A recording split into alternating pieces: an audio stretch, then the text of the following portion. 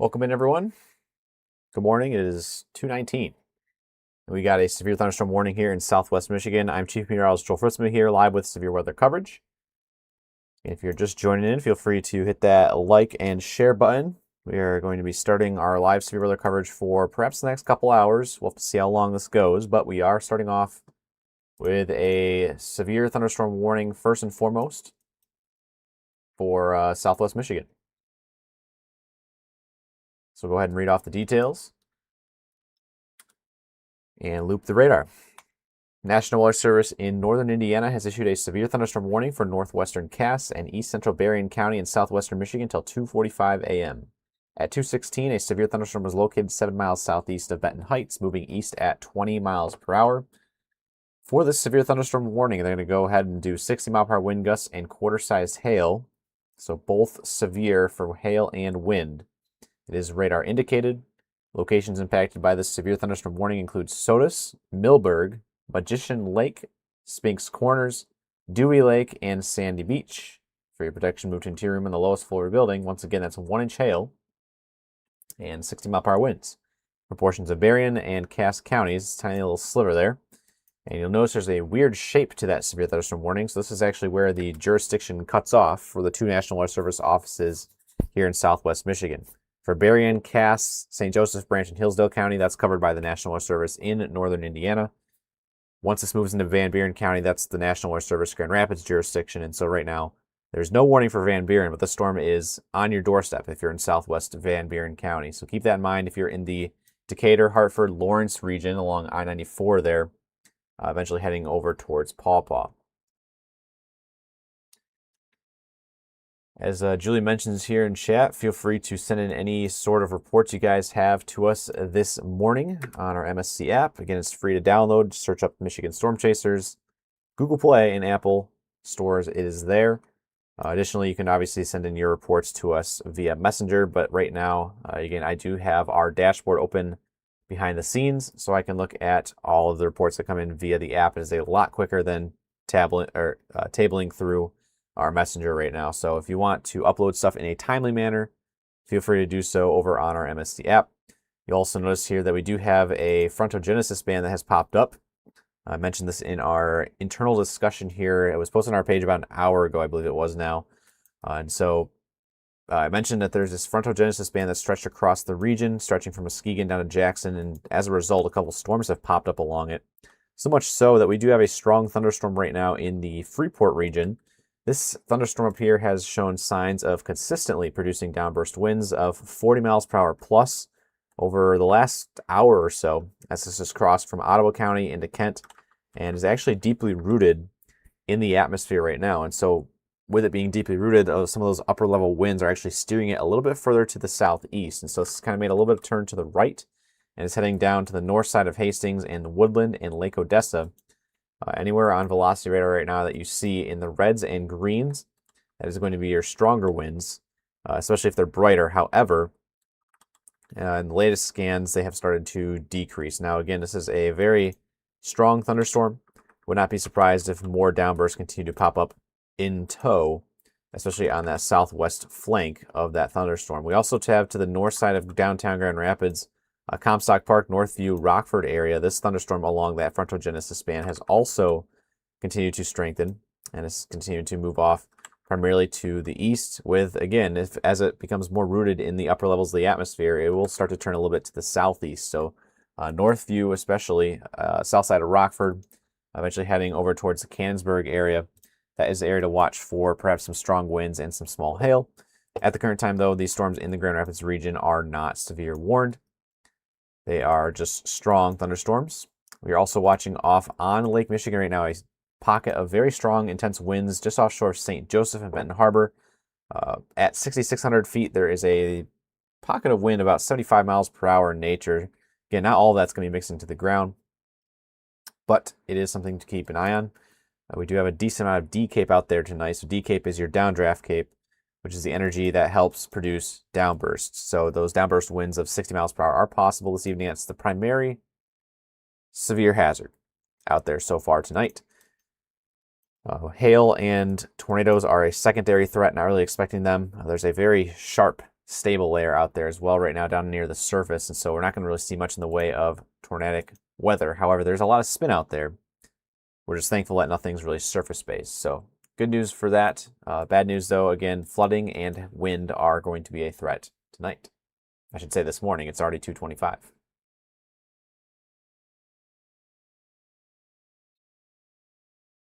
So looking at radar, there's a lot of bright looking colors out there on the radar. Again, the brighter the color, or I should say the hotter the color, in this case, the heavier the rain that is ongoing out there. And in some cases, when you get up into those pinks on radar, those are your heavier DBZ values, we call them. Those rain droplets are so big that they're about the size of your thumb. And if you advect those very large droplets up into that freezing layer of the atmosphere, it's really easy to get some larger hailstones. Now, at the current time, the only severe thunderstorm warning on the map is down here in Van Buren and Cass counties for 60-mile-per-hour wind and 1-inch hail. This is going into the Sister Lakes region right now, eventually heading over to Hartford and Decatur within the next 5 to 10 minutes. Movement's been really slow out there so far. But again, the main hazard is going to be those damaging winds. And in order to view the wind, we have to switch over to something called the velocity radar. And again, we look at the reds and the greens coming in. And the brighter the reds and greens, the stronger the winds are going to be. And speaking of Van Buren, as I mentioned, new severe thunderstorm warning coming in.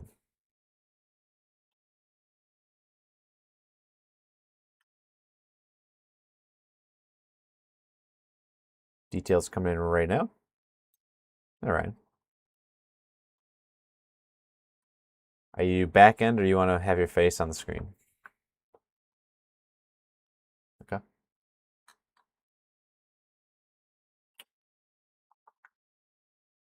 There we go. Morning. Got a new warning coming in right now. National Weather Service in Grand Rapids issuing this one. As a reminder, the jurisdiction cuts off at Van Buren, Cass, and Berrien counties here. So the National Weather Service Grand Rapids is responsible for this new severe thunderstorm warning in all of Van Buren County until 3:30 a.m. 225 severe thunderstorms are located along a line extending from 6 miles west of Van Buren State Park to near Dowagiac, moving northeast at 15 miles per hour. So relatively slow. Just like the severe thunderstorm warning in Berrien and Cass County, they're going 60-mile-per-hour wind gusts and quarter-sized hail. It is radar indicated, and I will not read off all of the cities, but if you know you live in Van Buren County, anywhere in Van Buren County, you are now in a severe thunderstorm warning. Special text does read torrential rainfall is occurring with these storms and may lead to flash flooding.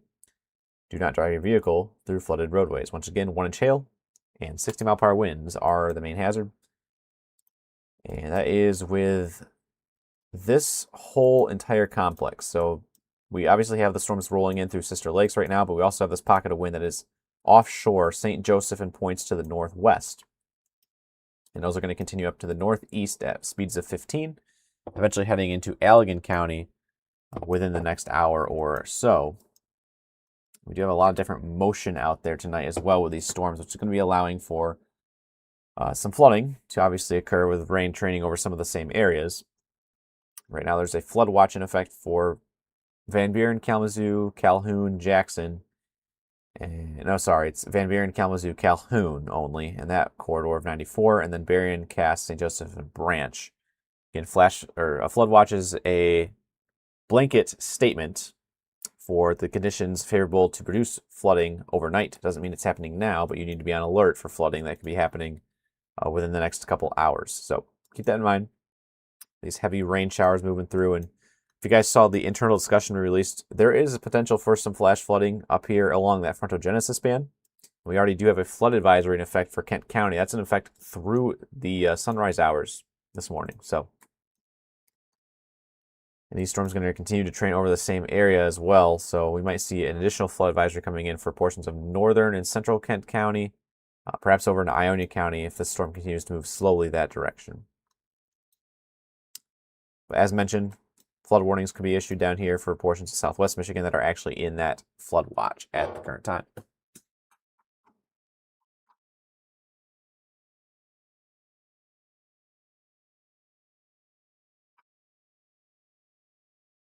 Got it. I will pull him in.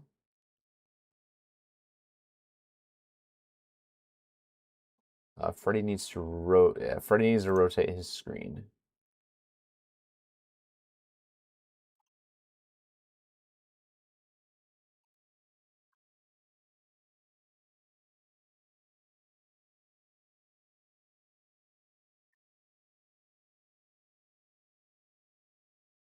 Bennett is not live yet, at least. There we go. We got him now.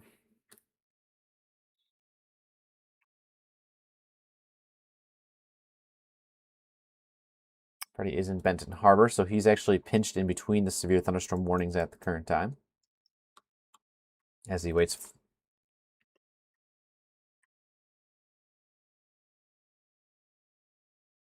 Yeah. I'm going to get a storm motion vector here real quick because this is not updated. 247 at 14. That makes sense. That shows it a little bit better.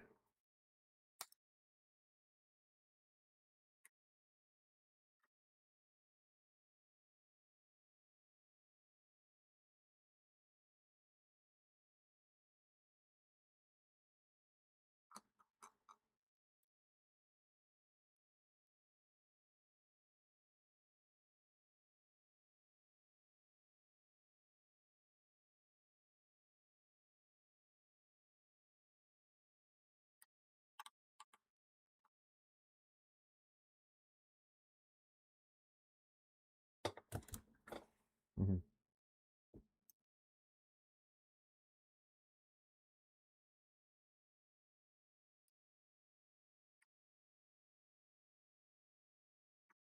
About 4,000 customers without power. Most of those in Barry County. I just realized I had you muted. No. My Hi. bad. They heard the 4,000 part. So that was the main point. 4,000 customers out. Yep. Gotcha. Barry County leads the way currently. I was also saying I was a bit surprised that they haven't warned the entirety of Barry, at least in the northern half, with that cell coming off Lake Michigan. That was the other main point I made. Yeah.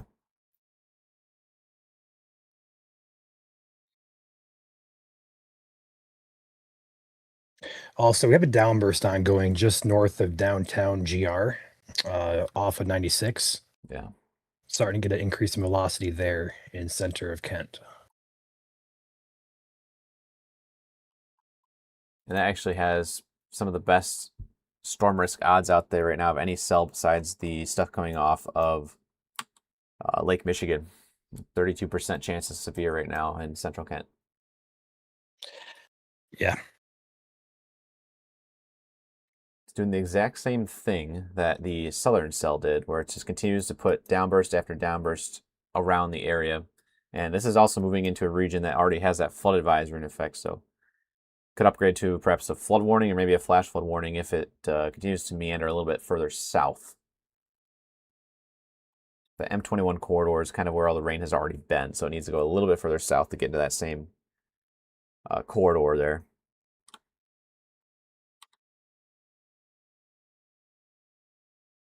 The DBZ on this has been somewhat impressive. And there is definitely some hail in there, but most of the DBZ that I'm seeing, Ryan, is below the freezing layer. So they have mentioned hail in these lead cells, but they've mentioned them at pennies or less so far.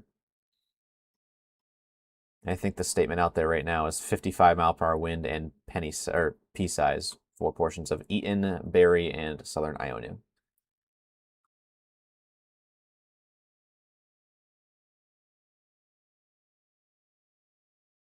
We have 6 different reports coming in on the MSC app right now in the Northview, Alpine, Belmont area. 7 now. One person just reported damaging wind, actually. There's also a video in here, Ryan. I don't know if you want to look at that.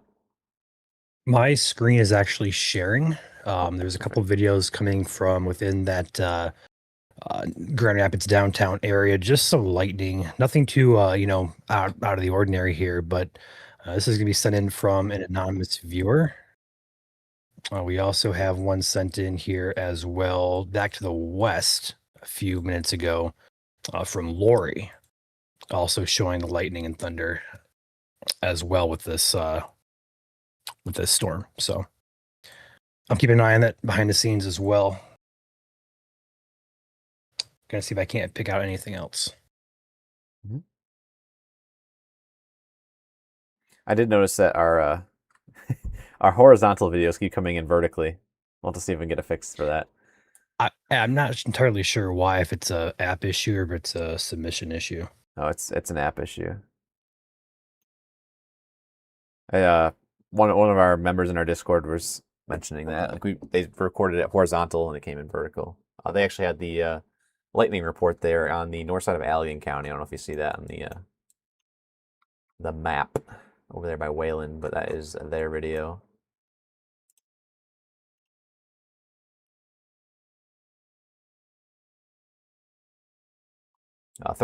Still 30% chance of severe in the Northview area right now. But down here to the south, again, this whole complex right now reading at 33% chance of severe with damaging wind leading the way at 33%. 9% chance of hail, 3% chance of tornadoes. Again, we're not really expecting anything in the way of tornadoes tonight unless we get a very strong sort of, I guess, warm air collapse downward. But again, there's a very stable layer of air out there right now, so it's very hard to get those surface-based storms, as we mentioned. Still, decent D-Cape out there, and that's really the only thing that's driving these storms is that D-Cape value, that downdraft Cape potential. And so we could see some gusty winds of 60 or greater. And if we do get those strong updrafts, you could see a little bit of hail. But for the most part, this will be a wind threat. And with all the rain that is with this complex, flooding also a possibility. Also taking a look at the Muskegon area, this line of storms is also training into the area and continuing to grow upscale as well. So would not be surprised if we get a short-term flooding risk here for the southern Muskegon County, northern Ottawa County area, as that appears to be filling in there along that frontal genesis band.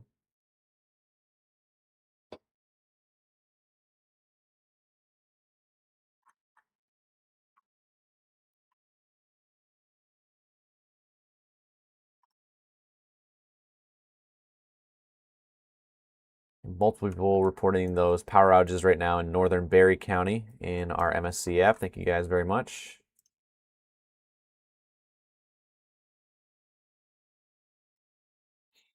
If you guys are just tuning in, there is 2 severe thunderstorm warnings in effect. They just trimmed the Berrien and Cass County ones. The storm is primarily through the area except for where the orange box is in effect.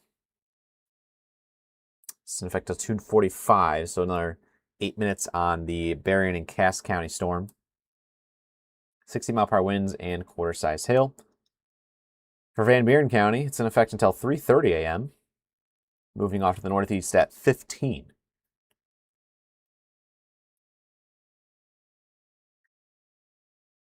At 2:25, severe thunderstorms are located along a line extending from 6 miles west of Van Buren State Park to near Dowagiac, moving northeast at 15 miles per hour. 60-mile-per-hour wind gusts, quarter-sized hail possible at that line as well. It's basically hand in hand. As mentioned, these warnings are in effect back-to-back like that because of the jurisdiction cutoff between northern Indiana and the National Weather Service office in Grand Rapids. So keep that in mind. If you've always been curious about what National Weather Service covers your area, again, if you're in Berrien, Cass this morning and over towards St. Joseph Branch in Hillsdale County, you are covered by the National Weather Service in northern Indiana. If you are Van Buren, Kalamazoo, Calhoun, Jackson, and points north, that is going to be National Weather Service Grand Rapids. Right now I have velocity radar pulled up, and the brighter the colors, the stronger the wind. We're seeing a lot of that elevated in nature over the western Berrien County region. That would be St. Joseph, Benton Harbor, Benton Heights, heading towards Paw Paw Lake and Watervliet. And the Coloma area. I should probably pull up our weather camera network here. Get the Coloma cam pulled in.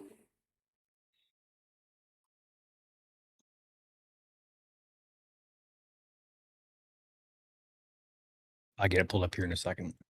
Okay.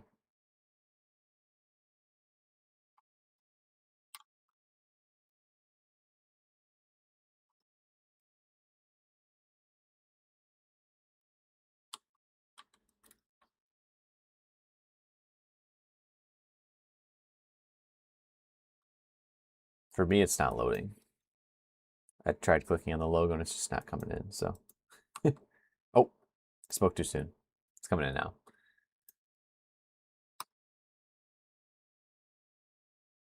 Coloma Cam. Where are you at? There you are. That is a lot of lighting.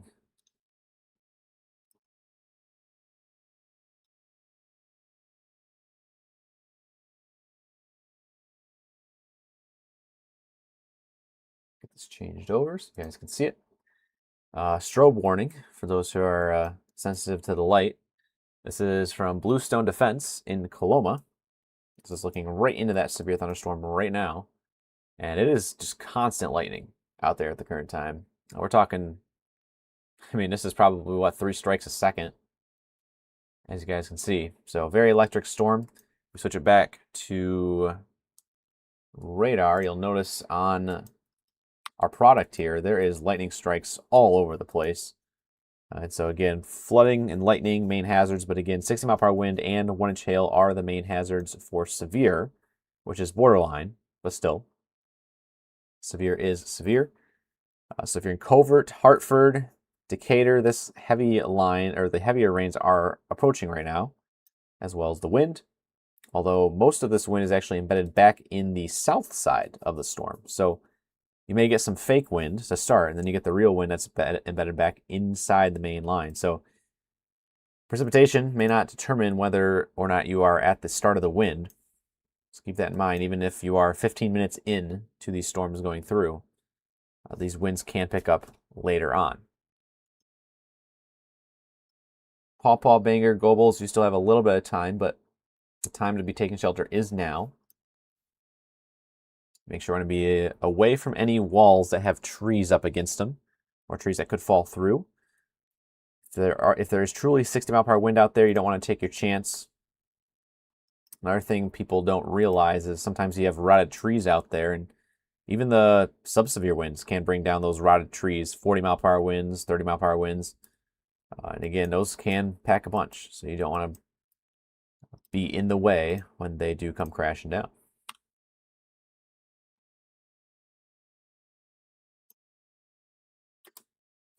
Continued downbursts ongoing in the Ada and Forest Hills area.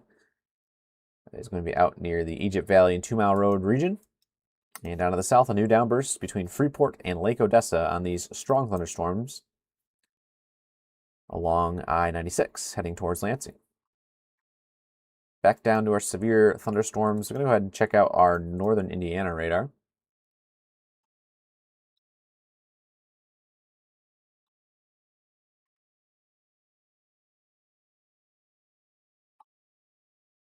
Here we go. Wind not showing up as impressive here, except for in the Sister Lakes area. It is it's really 50-50 between the radar sites here. But that does not show the wind as great, so. Excuse me. Hopefully this is more elevated in nature, meaning higher up and not closer to the ground. Also, I did pull out of the Coloma cam, and Hudsonville was pulled up just out of randomness. And it just looks ominous there right now. Courtesy of Auto Body Experts, one of our sponsors of one of our weather cameras. They have 5 weather cameras, I believe, across the region. Ominous, this is looking to the south. So this is looking towards what would be more storms approaching from the Holland area. And you'll notice at the surface here, we actually have winds moving, the winds are moving from north to south. So a lot of different change out there tonight with the wind speeds. We call it the helicity. Thankfully, though, there is not much in the way of tornadoes expected. So we do not have to worry about that, but we do have to worry about gusty winds in the region. We could actually see with just how much lightning is out here, Ryan, power outages due to lightning from this line of storms heading into the Covert, Hartford region right now. Again, as you saw on the Coloma cam, that lightning, and I'm still watching it behind the scenes. I don't know if you guys can see my face lighting up right now, but it is lightning. There's probably 4 strikes every second right now. So we're averaging well over 200 strikes a minute. Check out Freddy's feed as well. He's got a lot of lightning where he is. I'm not sure exactly where he is, but I see on his Still in the Benton Harbor region, it looks like. That'd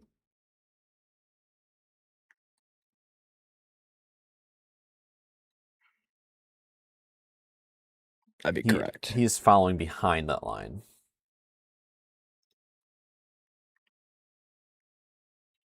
So he's out here in the Sister Lakes area.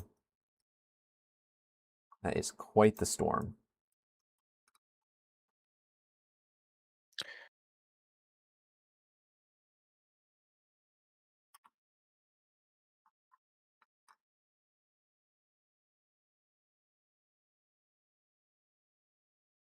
Get some of our other cams pulled in here behind the scenes. Yeah, I do have.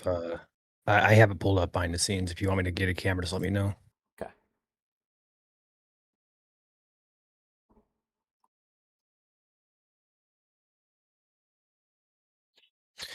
I'm also keeping an eye on the MSC app for any reports that are coming in.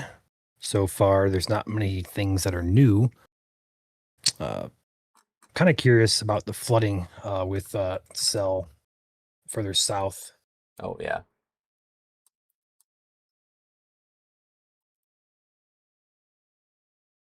I mean, even this. They also. Go ahead. Go ahead. Nope, you go. No, go ahead. No, you. I was talking. They just let the Cass and Berrien County warning expire. There's no warning now in effect for Cass or Berrien, which is a little bit surprising. Yeah, especially that northern edge of Berrien County. But the storm is pretty much all the way over it right now. There's not much to be said about it because it's already there. But yeah. This pawpaw cam I was going to bring up is another Insane, really good visual as to how much lightning is actually ongoing out there this morning. This is courtesy of Great Lakes Pondscapes. It's along Red Arrow Highway out there. And it is just multiple strikes per second. electric night. Yep.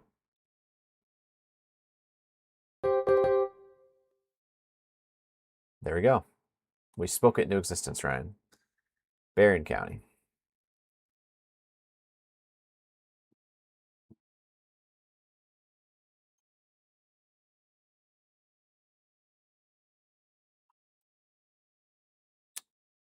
So we'll get that. Very small portion there, but yeah, that makes sense.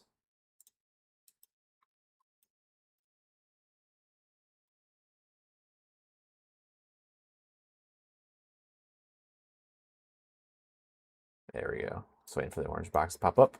Details read as followed. National Weather Service in northern Indiana has issued a severe thunderstorm warning for northeastern Berrien County until 3:15 a.m. At 2:47, severe thunderstorm was located over Coloma, or 7 miles northeast of Benton Heights, moving east at 20 miles per hour.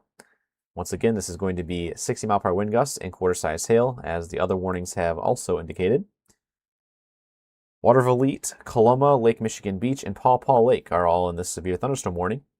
This also includes I-196 between mile markers 4 and 7, as well as I-94 between mile markers 36 and 42. Also, torrential rainfall occurring with the storm. Do not drive your vehicle through flooded roadways. And I do not have any sort of hydrologic product on this radar, but I would imagine we could be seeing some flash flooding potential really starting to increase here soon. This is probably one of the largest cells that we've seen so far today in terms of width. And so we will likely see some more flood products coming soon with this one along I-94. So if you live in Van Buren County, I would be on moderate alert for some flooding out there. And also on alert for all of the lightning that is also ongoing. Also, it is 2:45. The special weather statement for portions of Kent, Berry, and Ionia County has expired, as well as portions of Eaton. Still, continued downbursts could occur in the region. Isolated wind gusts of up to 40, perhaps higher, It's not severe, but strong.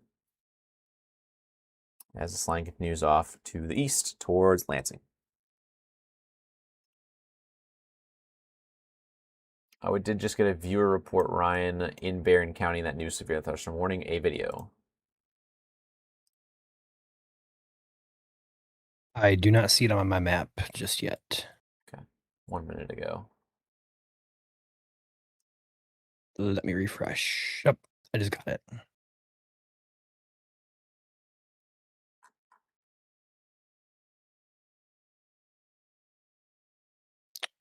It is a video of just all the lightning. Taking water Valit. Nothing too crazy. But we Do do want to say appreciate the report. MST. Yes, always. MSC storm risk also increasing to 36% chance of damaging wind now within that line.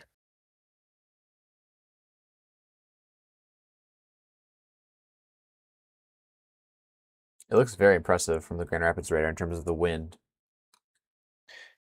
It does, but there's Well, a lack of power outages from it. So yeah, it's a little far away.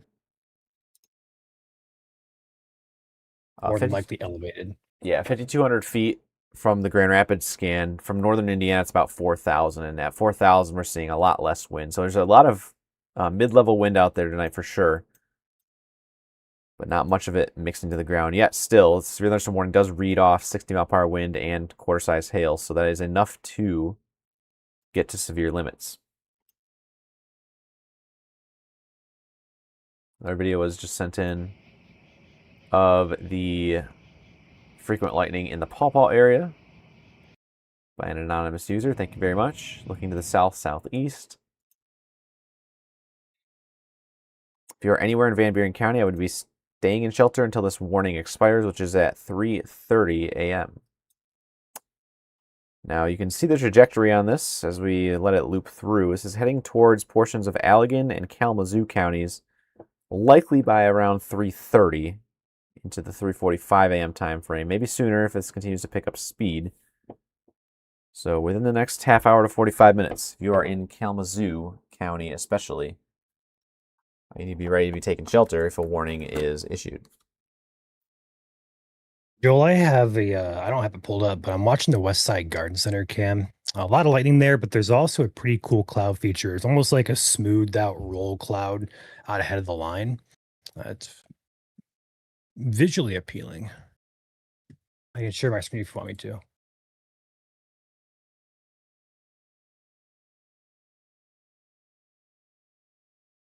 Just let me know. Go ahead. All right. Give me a second. There you go. Should be sharing. We're looking at the I can't see your screen, so I don't know if I'm being broadcasted or not, but You I are, assume I yep. am. We're looking at this area on the right bottom of your screen. It's like a smooth cylinder shaped, kind of like a roll cloud almost. But just thought it was pretty cool. This is in Kalamazoo on the west side, courtesy of the West Side Garden Center. And the crazy thing with the lightning here is it's not even close to this camera. The main line of this is still several miles away. In fact, if I measure it from the west side of Kalamazoo to the heart of the storms, it's at least 18 or so miles away. And that is some very intense, very bright lightning. Yeah.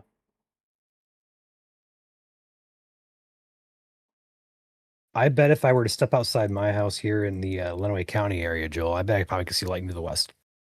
I bet you I could. Oh, yeah.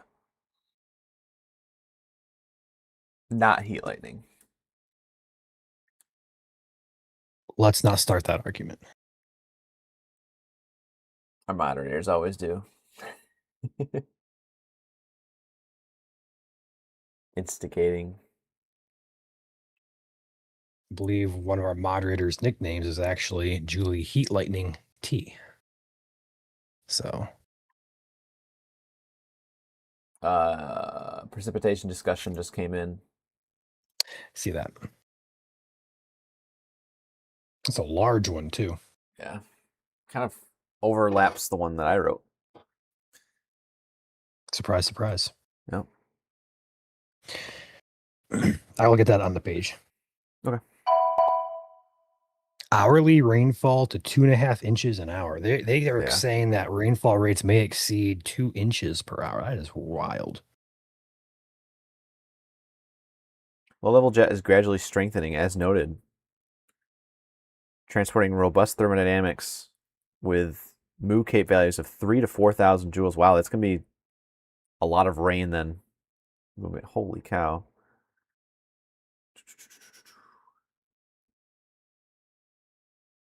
High confidence that thunderstorms will continue into the morning, although the footprint of heaviest rainfall continues to be somewhat uncertain. High-res convection allowing models are all in agreement that stripes of heavy rainfall will occur both just north of the front, where the MCV is tracking along Lake Michigan. Across Lake Michigan will locally accelerate inflow into the enhanced. Okay, that's we're getting technical here.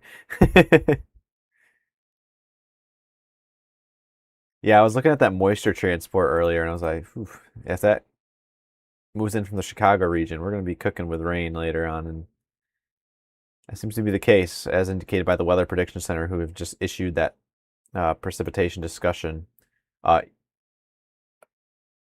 P-watt values here, Ryan, 2.2. That is that at near record levels, I have to imagine. That's seasonal. That's seasonably high, yeah. And we're in corn sweat season, so that probably doesn't help. Very true. And you can see it right That is on now. the page.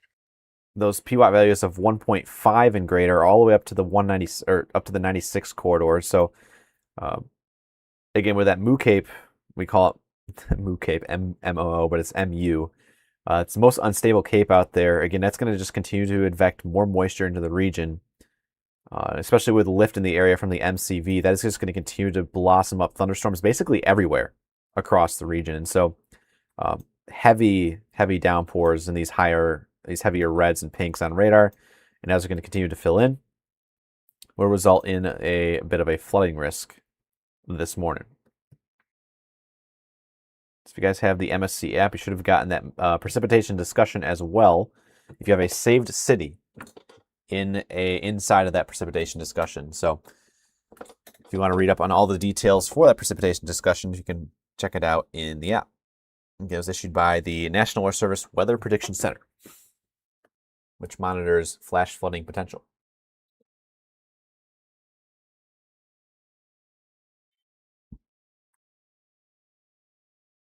There's still a little bit of a wind risk across eastern Kent County, heading in towards Lowell and Alto.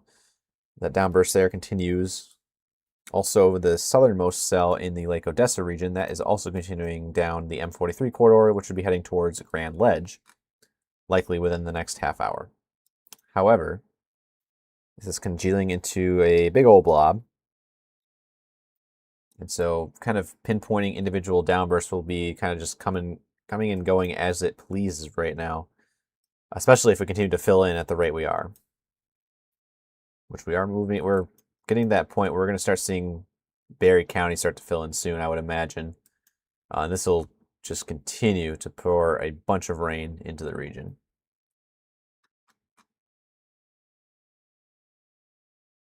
So while there is a severe thunderstorm warning in effect right now for perhaps 60-mile-per-hour wind and 1-inch hail, main concern is going to be flash flooding. A risk of flash flooding is continuing to develop over the next several hours into daybreak. So between now and about 6 to 7 a.m., perhaps as late as 8 and 9, that is going to be what we need to be watching out for here across southwest Michigan.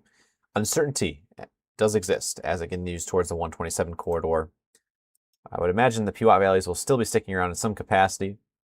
So we should see at least some rainfall into eastern Michigan overnight, or I should say by daybreak. Will it be heavier? What's that going out there? We'll see.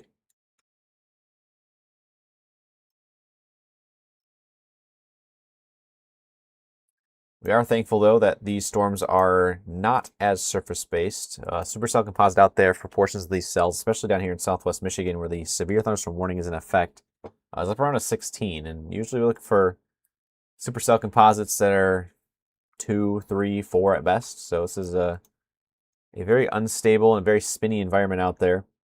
But again, we're not able to tap into that low-level instability or that low-level spin out there this morning. And so tornadoes not really expected, unless for whatever reason it got really, really warm at the surface in one specific location. So if you just superheated the surface in one area to higher levels, then yeah, you could get something that could spin up.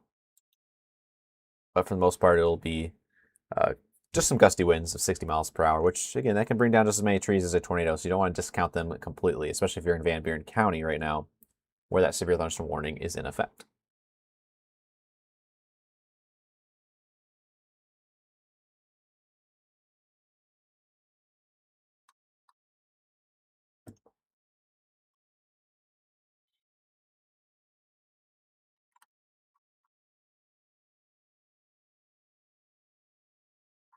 Appreciate all of your reports so far.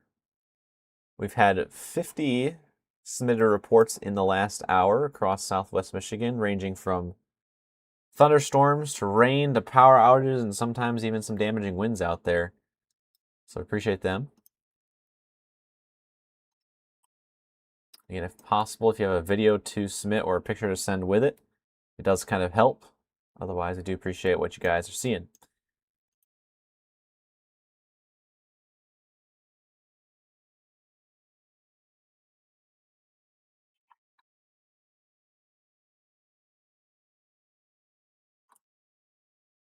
That is a comment. It certainly smells like lightning out there.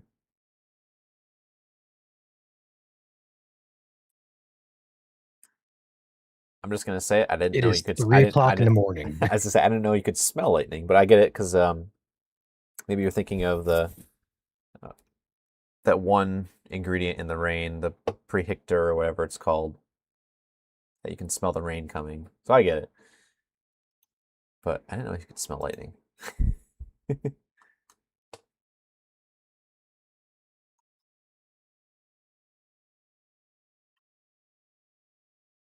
Get the pronunciation guide out for whatever that word is.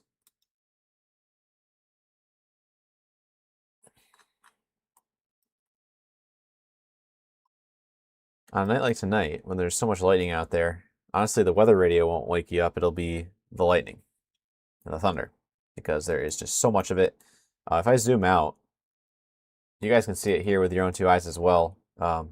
Lightning strikes basically fill the entirety of Van Buren County. That's not an exaggeration either, except for the southeast corner where the storms have not yet gotten to. So Lawton and points south down the M40 corridor. But if you zoom out, all of Van Buren County is just under an electrical storm right now. So be advised, if you have outdoor plans right now at the ripe hours of 3:03, probably shouldn't be out there. But again, plans do happen at all times of the day. So if you're one of those people, postpone until these storms do pass.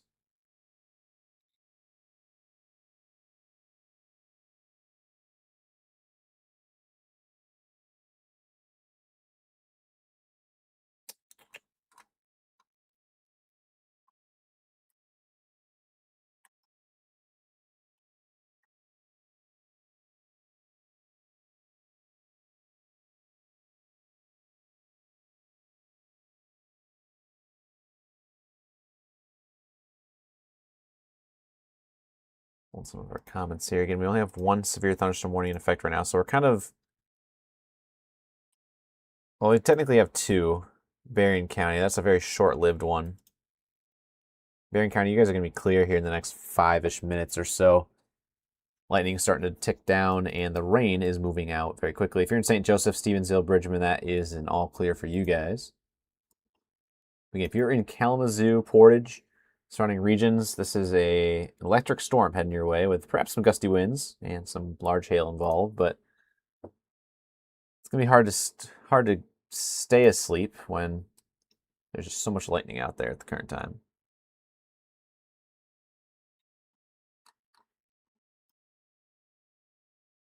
Yeah, definitely a bright and a very loud morning so far across West Michigan. That's not an understatement by any means. Indeed.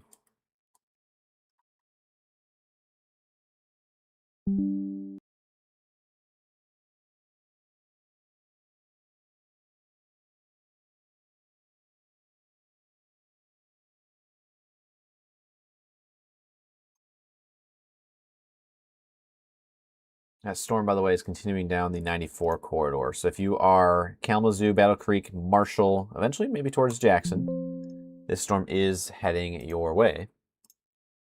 Heavy rainfall rates, 2.5 inches of rain per hour are possible within this line.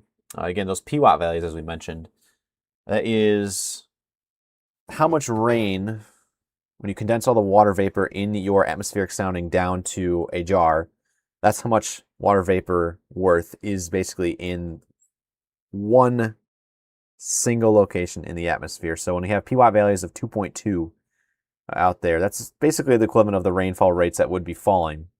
And so that is why the Weather Prediction Center does depict that upwards of 2.5 inches of rain per hour could be occurring this morning here across southwest Michigan. No warning for Kalamazoo County yet, but the storm is on your doorstep. If you are in the Oshtemo area, I think Texas Corners is out there, or Texas Township's out there as well. You do want to be watching out for these winds that are moving in at the current time. And looking at velocity right now, there is some brighter blues and greens in the Paw Paw region. That is continuing towards Madawan. Now, Allegan County looks gusty, but they do not have a warning. 55-mile-per-hour wind at 2,000 feet off the ground.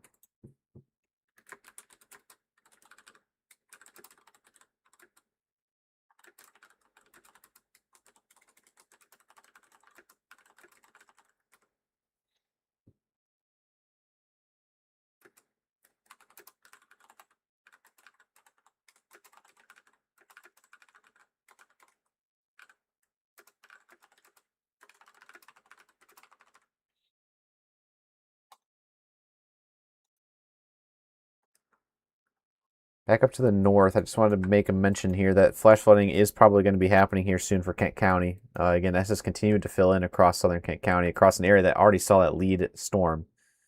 The one that's over here in Lake Odessa and Portland. We have now more rain in the Alto to Caledonia region over to Cutlerville. We have this other thunderstorm that moved up from Howland and Zeeland is now heading towards Hudsonville and Jamestown.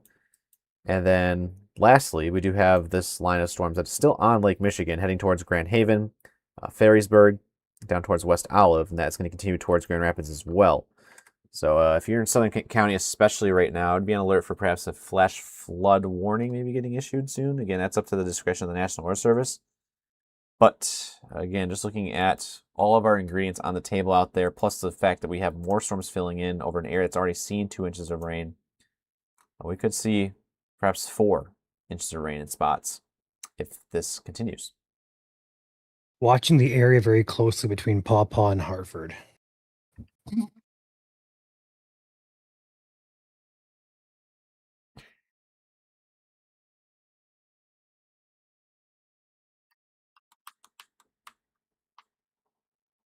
Just south of Lawrence is what I'm looking at.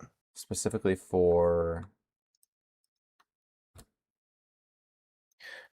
Check out your just normal velocity, you'll see it.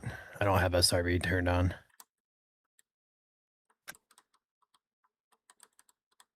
Okay.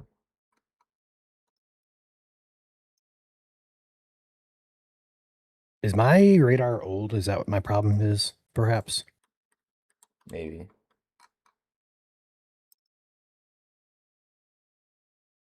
I'm looking right now. I see, I mean, there's a good shear line in there. Decent reds and greens.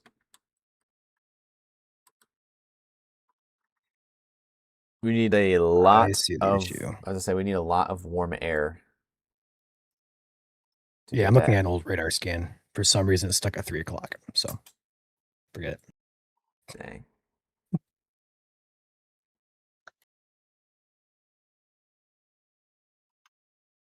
I'm not sure why I didn't update, but I'm just mentioned that they were awoken from a lightning strike in the Battle Creek Oak Park area. And there is there's nothing. no storms. Well, there's showers popping up right now. So that must be quickly gaining steam then. The fact that we don't have any lightning data yet from Battle Creek area, and I'm not surprised. It's going to continue to get more intense as it continues down 94. So this is a very electric storm. We do have another video coming in of, it says a report of a power outage. Oh, it's 29 minutes ago. Never mind.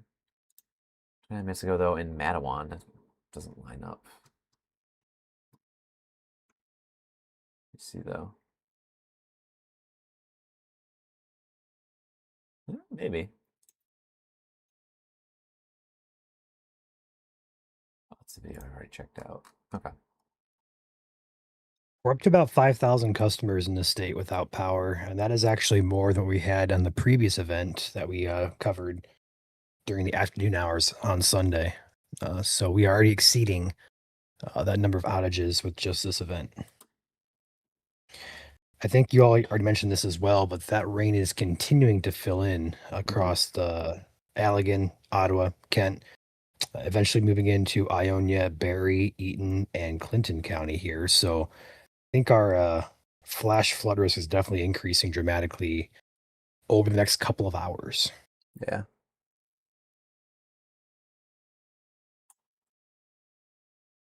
I mean, in the severe thunderstorm warning, the storm is moving. It says it's 15 miles per hour. I imagine it's probably closer to 20 to 25. Still, that's going to take, and with the rainfall rates of 2.5 inches per hour, I mean, if it sits over an area for an hour and a half, you're already looking upwards of 3 to 4 inches of rain. So it doesn't need to be long for these storms to sit over the same area. Again, in Grand Rapids, you guys have already seen 1 to 2 inches on the south side.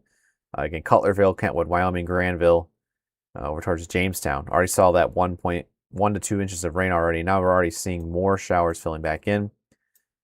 We have more showers filling in from Battle Creek up to Charlotte, which is, I guess, where that lightning has been happening in Battle Creek.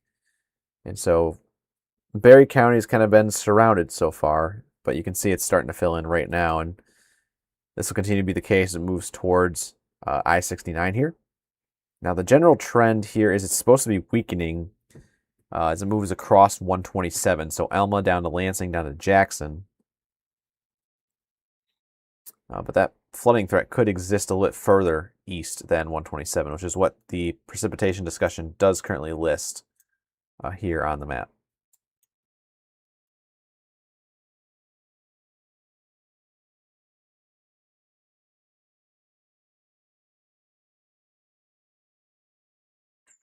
Any other reports though coming in right now, Ryan, that you've seen, or is it just mainly lightning stuff? Just a lot of lightning. There's nothing too crazy on the reports yet. I'm keeping an eye on the summary as well to kind of get an idea of everything at once. I don't see much that catches my eye. I'm checking though. Got it.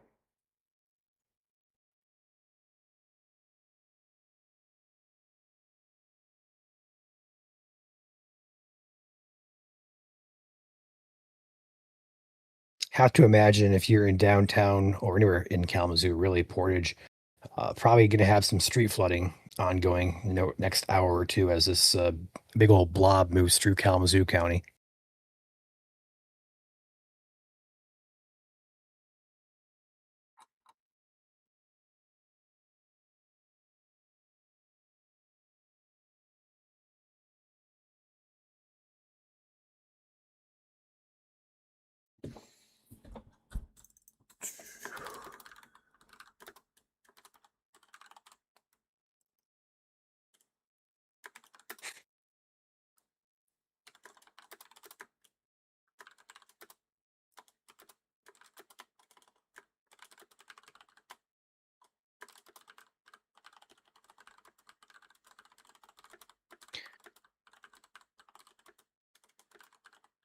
wonder if there's a way to The check West out. Side Guard. Go ahead. Go ahead. I was just gonna say, I wonder if there's a way we could check out the lightning rate right now in this area, like a vertically integrated product of some sort. But it's according to the weather cameras. I'm sure you're going to talk about this in a second, but the average rate right now is 2 to 3 strikes per second, which is about 200 strikes per minute. So we do have a new warning coming in for Allegan. Where? Probably central then. Probably Allegan, Martin area. Eastern. Yeah, Eastern there. That pocket of gust right in Allegan. I know you said you're gonna bring in the Pawpaw cam, but that Cole Concrete cam could also be probably pretty useful here in just a second, since that wind is passing over. I actually do have the Cole Concrete cam pulled up. Let me go ahead and share it. I'm kind of bouncing back and forth between the MSC radar and cameras. A lot of rain. It's shared now. I don't know if you want to take it or not. I don't see much wind here, but it is a ton of rain. Trees are starting to move a little bit more, but still, we're not close to severe criteria at the current time, at least moment.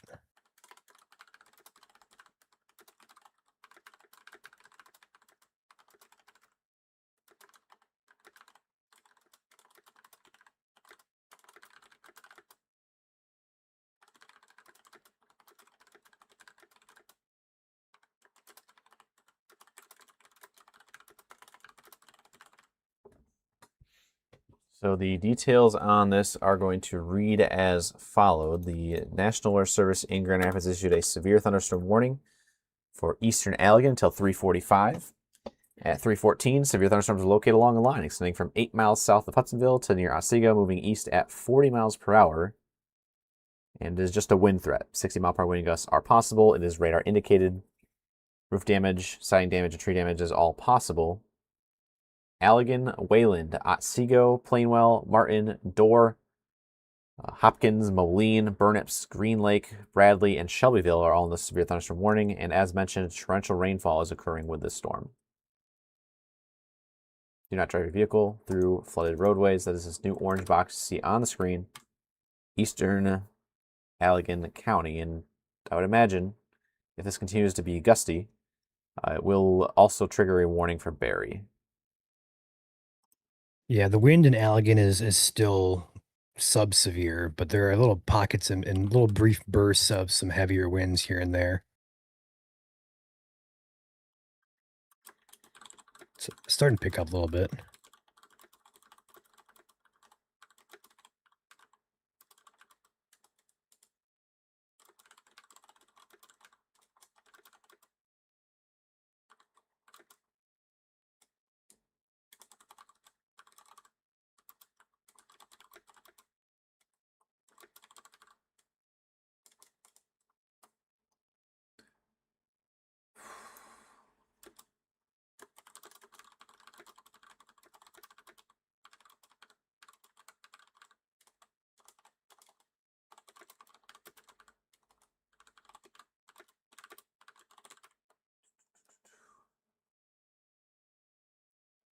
Current time, by the way, 3:18 down there at the bottom of the screen.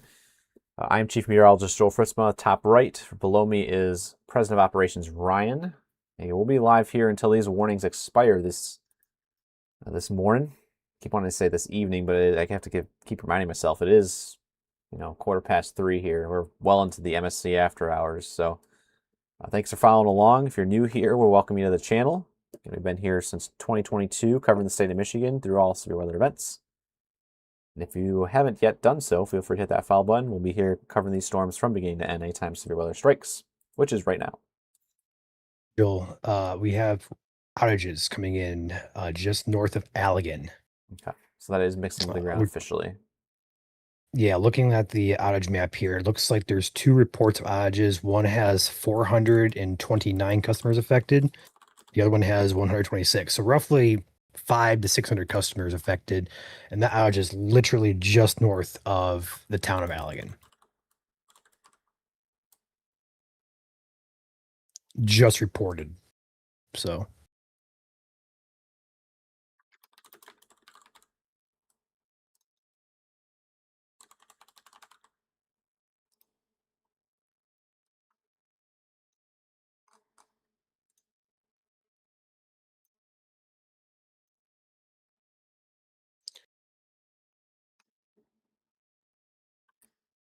we're also keeping a close eye later on today, which is Monday. We may see additional showers and storm development, some of which could be severe. Later on tonight, closer to the dinner time and sunset hours, models do show additional development possible, mainly across southern Michigan. But we'll kind of see how this plays out first, because how this is being played out for the time being may affect how the rest of the day plays out.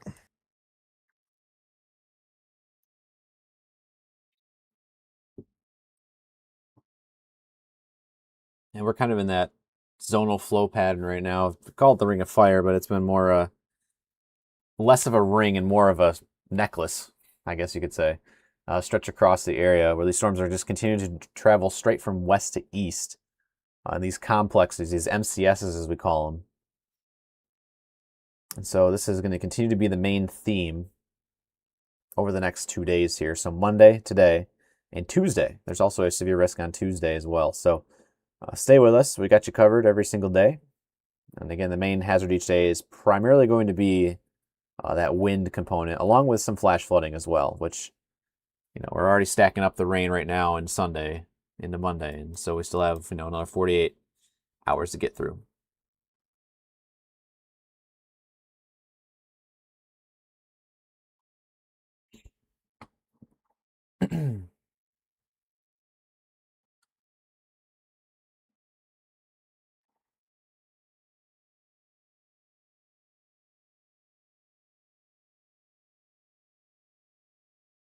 Yes, the severe thunderstorm warning has been continued, but has been trimmed from Van Buren County. If you go back to the radar here, Hartford, Sister Lakes, Bangor, Covert, Coloma have all kind of been trimmed, as well as Breedsville, Grand Junction, South Haven. You guys are all in the clear now. Continues for the east side of the county for another 7 minutes. And I did go ahead and just pushed a notification out, custom one for the Kalamazoo area, Ryan. I saw that. Just because, mainly for the lightning component of it. I have the Great Lakes Pondscapes cam pulled. I did have it pulled up. I do have it pulled up. Nonstop lightning, so strobe alert, but also it's very hard to depict. There's a windsock in the bottom right of this camera, and it's blowing pretty good. I don't think it's close to the severe, but the winds here definitely are on the gustier side within this line in Van Buren County as it heads into Kalamazoo. So there is potential there for some wind as well with this line.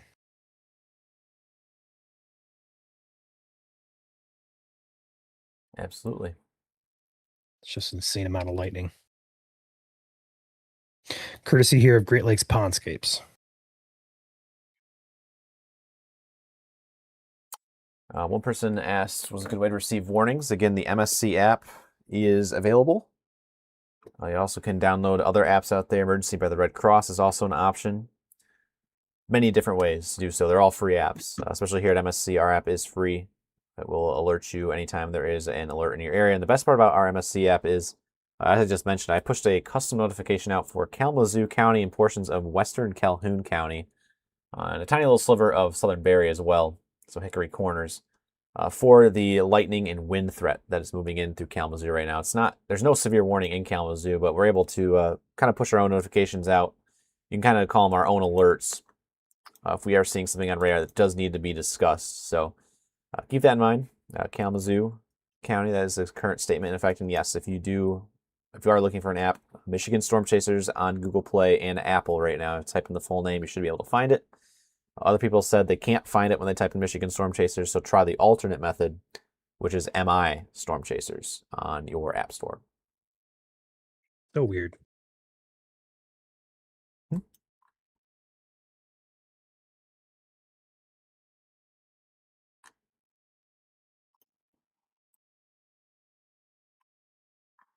Curious to see how cold these cloud tops are, because I know that precipitation discussion kind of mentioned it a little bit.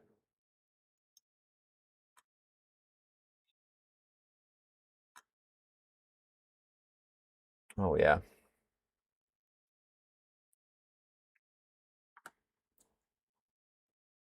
So real quick, again, number one, you see all of the rain on radar right now. Anything in the reds and pinks is your heavy rain and perhaps small hail.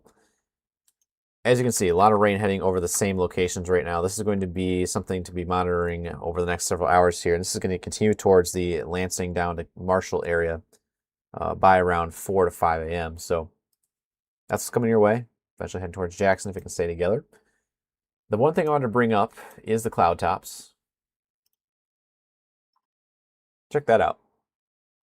This is the entire MCS, the mesoscale convective system. So this is the temperature of the clouds. If I can pull up the, I don't know if I can pull up the key. Cloud top temperature, there we go. So it's in degrees Celsius, but at the negative temperatures, it really doesn't matter because Celsius and Fahrenheit are about the same. These cloud tops are up around minus 65 degrees Celsius up there this morning. And that is in turn resulting in these deeply rooted thunderstorms, especially with all the Mu Cape coming in, and it's continuing to fill this entire mesoscale convective complex, so MCC as you call it, with this fuel. And these cloud tops continue to spread out in all directions. So really anywhere underneath this MCS, you can get thunderstorm development, even early signs of severe thunderstorm, or not severe thunderstorms, but just storms in general. And so that is why I see in the comments, hey, I'm getting lightning right now. These huge thunderclaps are happening, and there's no rain where I'm at.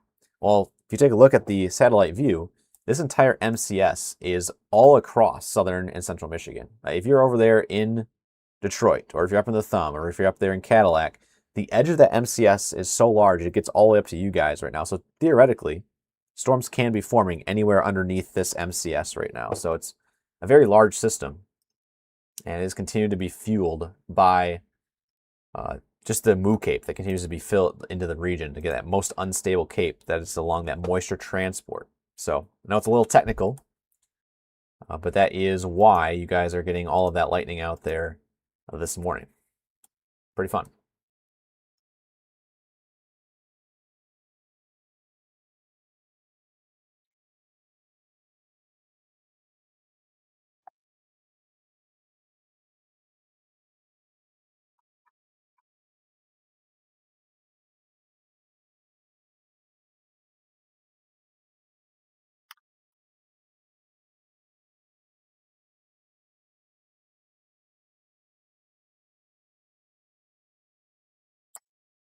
Um, hmm.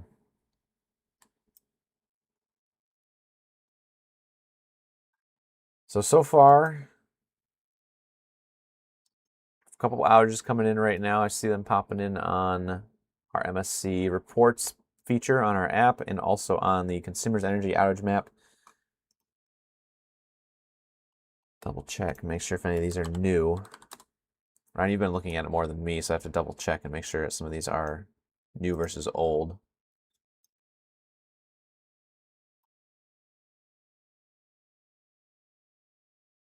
Yeah, the last one I had that came in with Allegan County, those areas. There's also one that got reported recently near the Gobles area as well. That's the latest one I have. About 500 customers just west of Otsego.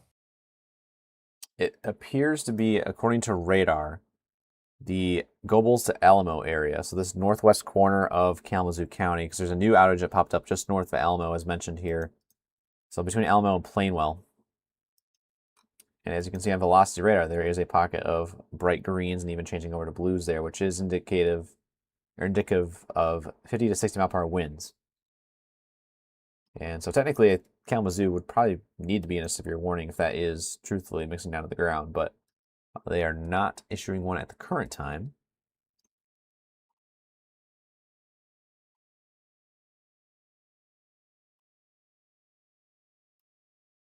This line of wind is going to continue over towards Barry and Kalamazoo counties, or I should say Calhoun and Barry counties.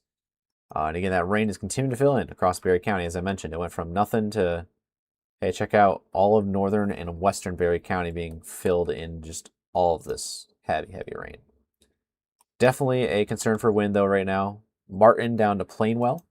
So if you're in Otsego, Plainwell, Martin, and Hooper, you want to be taking shelter, lowest floor of the building, or just away from those exterior walls where trees could become crashing in. Don't become a statistic this morning. And again, if you know anyone out in front of this line of storms, especially over here in Barry County as well, you might want to shoot them a message. Again, it is 3:30 in the morning. We always say, it's not a bad idea to have a buddy system in place where you're always checking up on your neighbor or your friend or your family member. And likewise, they're always looking out for you as well in times where maybe you aren't paying attention to the weather. So find that buddy, text them right now, let them know, hey, Michigan Storm Chasers is live. We got you covered. Severe weather heading your way, Barry County especially. But this complex is all across southern Michigan this morning. We actually have more showers popping up underneath that cloud base or cloud tops out there in Saginaw and Genesee counties. So nothing crazy out there yet, but we could see more showers continue to develop outside of the main rain that is falling across the region. So a good soaker coming through. Eastern side of the state, fingers crossed. Hopefully you can make it your way. Right now, the support is there for continued rain Joel, across the region. Go ahead. we have even more outages now coming in just south of Otsego. So it looks like there's like a swath of wind here, perhaps going through Gobles to Alamo into northern Kalamazoo County. So keep that in mind. Okay. Weather cams, there would be downtown Kalamazoo. I have the Scotts cam pulled up. So I want to keep an eye on these as well. Yeah.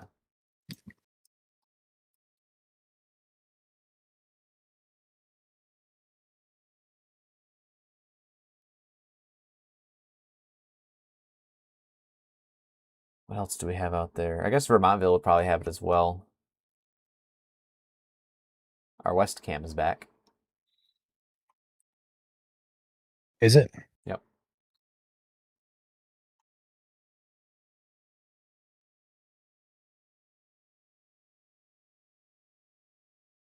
Keep an eye on that behind the scenes, but for now, I'm not seeing any power flashes yet. Also, Van Buren County, you guys are now officially in the clear as that warning has expired. It's now 3:30, technically now 3:32.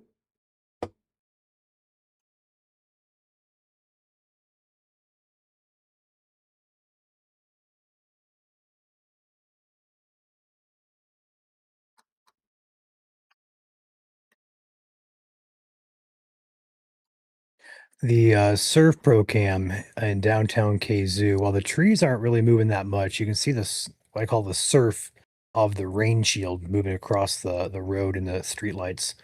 It's pretty gusty out there. Oh yeah, the HD view.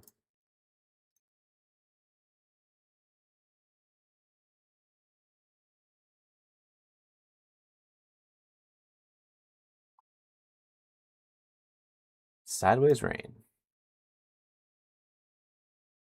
There's downtown Kalamazoo for y'all, courtesy of SurfPro.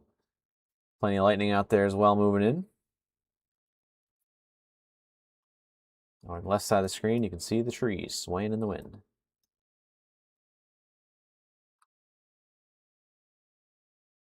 So we'll keep an eye on this camera behind the scenes, of course, as this line of wind continues to move into downtown. And if you're in Kalamazoo County, no warning in effect right now, but there are some gusty winds out there. We're seeing outages coming in. There's actually an outage right now on the northwest side near Westwood. A couple up near the Alamo area as well, just south of Plainwell.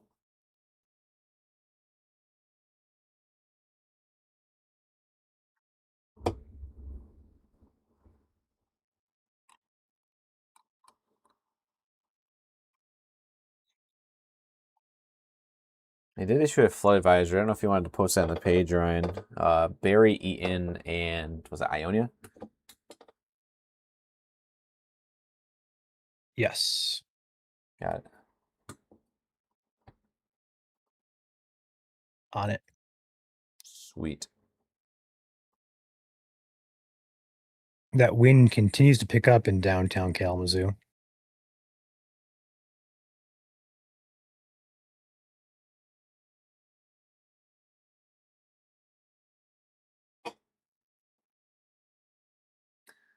The flood advisory reads, at 3:28, Doppler and automated rain gauges are indicating heavy rain. Minor flooding is ongoing or expected to begin shortly in the advisory area. Rainfall estimates from radar indicate that over 2 inches of rain have already fallen in the advisory area, with additional heavy rain likely through 5:30 a.m. Rainfall totals may exceed 4 inches as well. So that's Ionia, Eaton, and Barry.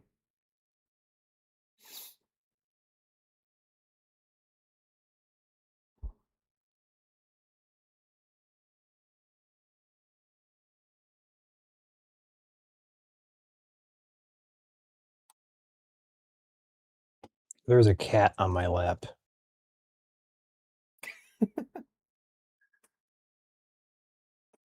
MSC After Hours with Pippi. Indeed. I picked her up, put her on camera, and she decided she wanted to sit down, which is pretty rare for her. So, will you all be at the St. Joe County Fair? Yes, we will. We will be there this year. Saw that comment come in.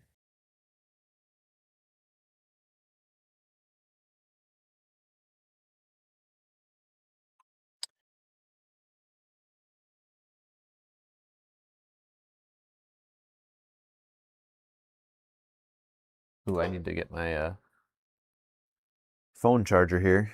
Phone's almost dead. Uh-oh. That would be good.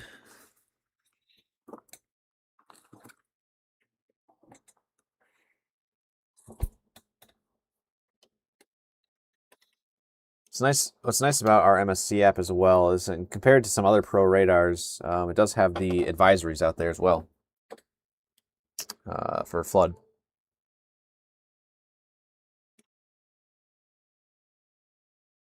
Flood watch, flood advisory. It's really good to look at and reference.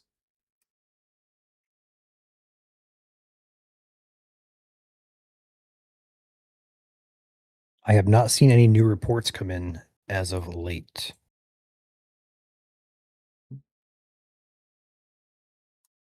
Someone said their flight was just diverted from Grand Rapids. Yeah, that tracks. Landed in Flint. Yeah, here's the Grand Rapids Airport. It is in the rain and the lightning right now. You'd be getting some decent crosswinds trying to take off. I also don't want to do that because of the downburst winds. That would just ground a plane forcefully.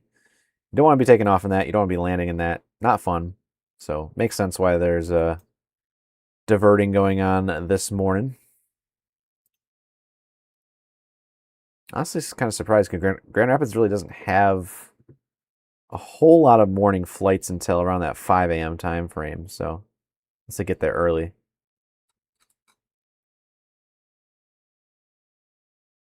Ben will be on shortly, he said, if not already on. Okay, let me... Nope, he still got the dancing cat.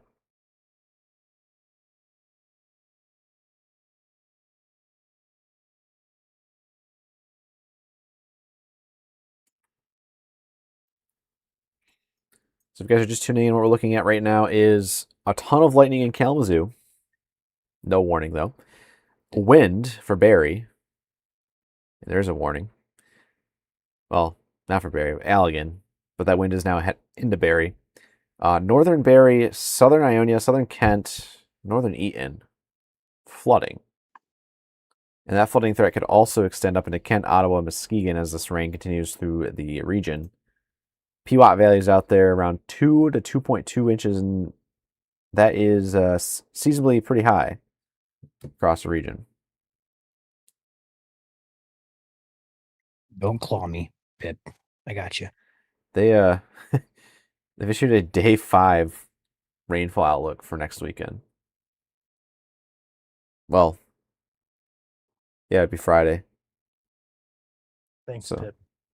Weather Prediction Center already looking at more rain starting next weekend. So I just saw that forecast come in and figured I'd let you guys know. But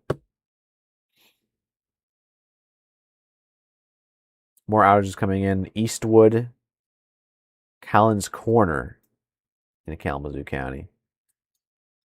Very spotty. Also, one more outage coming in Plainwell.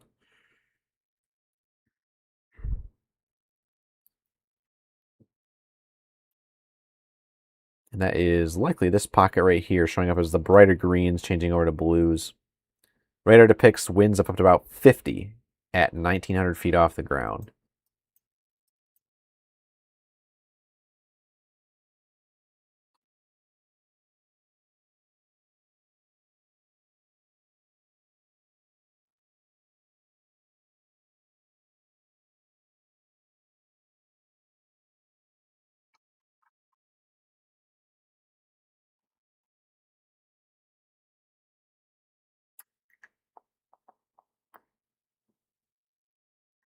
No, my cat hurricane will not be making an appearance. I am not by my cat. Sorry, y'all. Looks pretty gusty in Sunfield. We also just jumped to roughly 7,500 customers out now, so that number continues to slowly climb. Yeah. Yeah, Freeport area got hit hard though earlier. All of Freeport appears to be without power. Those outages extended in all directions from Freeport. So over towards Lake Odessa to the east, and over towards Caledonia to the west. That was the first cell of the evening, really.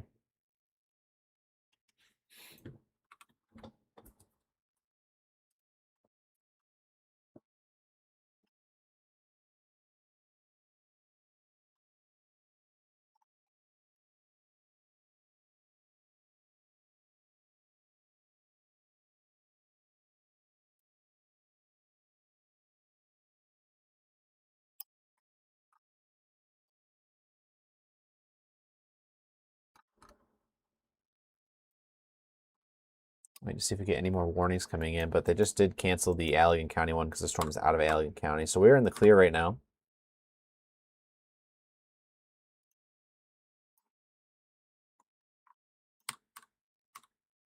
We still have a couple downbursts coming through the area, especially in Kent County. It's downburst city out there right now. These downbursts are those winds of just below severe limits, but still they can bring down a couple trees, power lines, 30 to 50 mile per hour wind. For the most part, though, it's just transitioning over into, with this MCS, a flooding risk.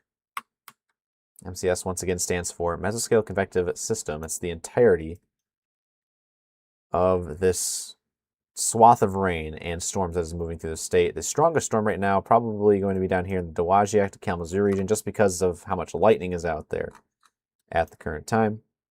We'll go ahead and switch over to our northern Indiana radar to see if there's another glimpse into what's happening out there this evening or this morning.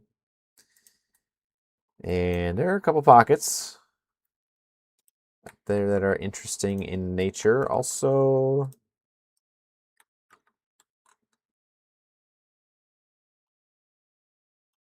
that is in the right spot. There's a tiny little bit of upper level rotation right now out on Dewey Lake Street at Wicket Road. That is just to the south of Decatur. That just popped up in the last 3 scans. A strong thunderstorm. But again, tornadoes are not really expected this morning just because of how stable the lowest level of the atmosphere is. You can't get those surface-based storms that pick on that low-level spin that's out there at the current time.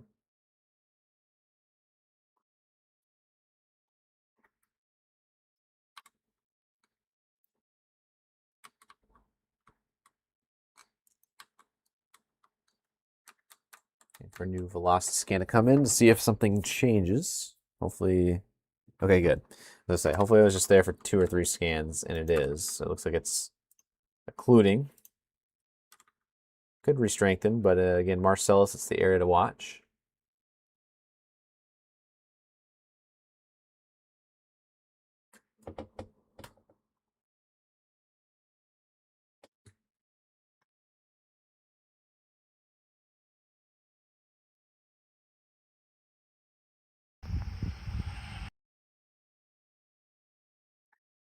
Got more lightning reports coming in on our MSC app. Appreciate the Anonymous viewer from Leonidas, Michigan, looking to the north towards a storm that is in the Schoolcraft-Vicksburg area.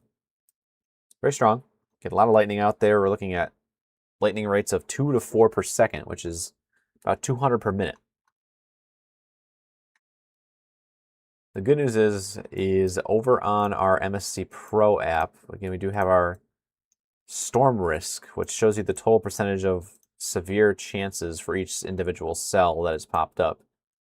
And the strongest storm right now is indeed that Dowagiac storm that I thought has a little bit of rotation for a brief second. It did. Setting towards Marcellus, 9% chance of severe on that. 6% chance of severe on the storm in Kalamazoo, so we're chilling pretty well there. And 5% chance on the storm, this big old rain producer up here in southern Ionia County, over Lake Odessa. Every other storm right now, we're talking like north of Grand Rapids, 1 to 2%. Primarily for wind, so.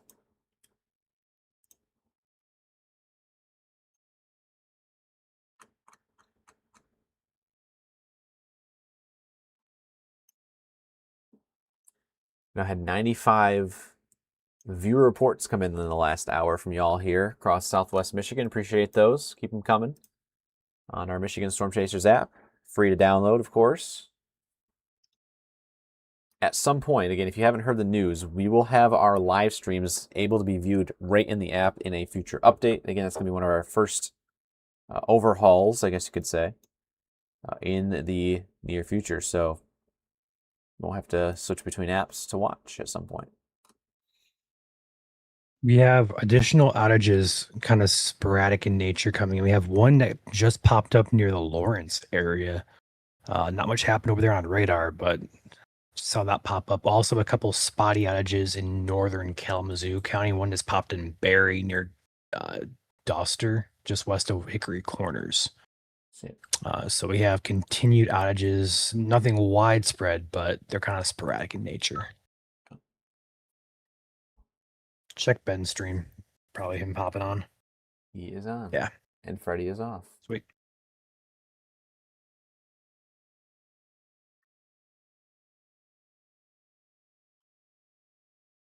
Out there in Vicksburg, lightning is the show.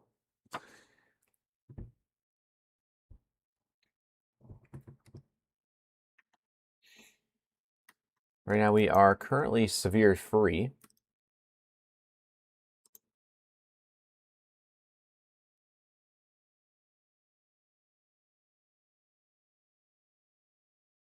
So loop the radar here. You can see the slow movement on it is going to result in some flash flooding. And Ryan, I'm looking right now along 96 here in the Grand Rapids area, and there just continues to be more rain popping up right along the highway. We have a report coming in due to the lightning strike. The Byron Center Bible Church is on fire due to a lightning strike.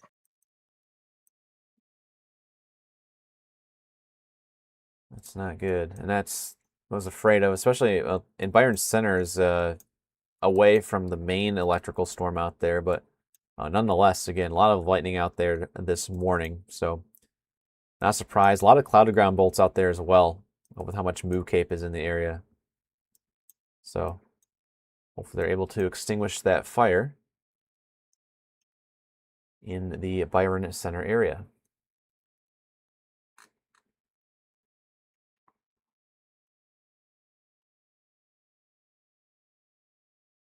Back up to a whopping 8% chance of severe in the Lake Odessa area with that big old cell.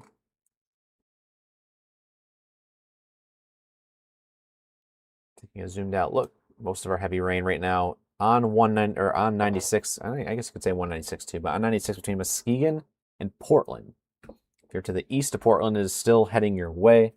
Also between 69 and 131, so mainly Barry County, Kalamazoo, Calhoun counties, heavy rain there. Most of our lightning in Ionia County, but for the most part still in Kalamazoo and western Calhoun. Also extending down here into Cass and northern St. Joseph counties. Again, most of this movement now, it's starting to pick up a little bit, which is going to help prevent flooding. And we're also starting to see a little bit of a weakening trend too, which is we'll take it. But we also do need some rain, so we'll take that as well, just not the flooding type. So all of it's heading out to the east about 30 to 40 miles per hour now, compared to the 15 to 20 it used to be.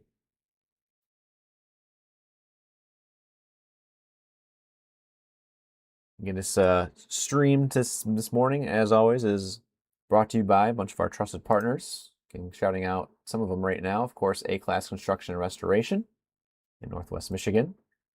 Also, American Arbor, located in Southwest Michigan.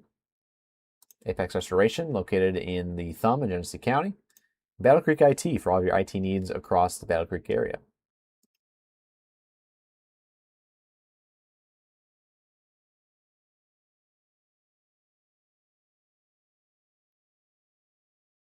The storm continues to surge south into Eaton County as well. It's kind of in the same theme here along that 96 corridor. Ben's got a view. Supposedly. Copy. Ooh, yeah.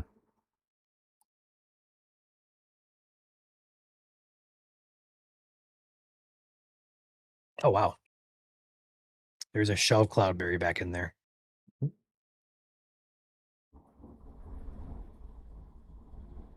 Couple bases on that. So he's in Vicksburg. So he's South Kalamazoo. Scott's cam is a little blurry, but that should have also a view.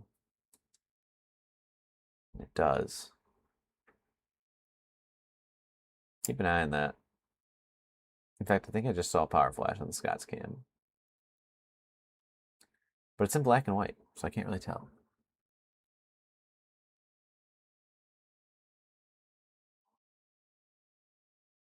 Also, I continue to watch Ben's cam here in the Vicksburg area. Also shouting out Carlton Equipment Company for all the equipment rental needs across the state. Crystal Flash for all of your fuel and propane delivery needs across the state. Ink Media, if you're interested in website design, digital marketing strategies.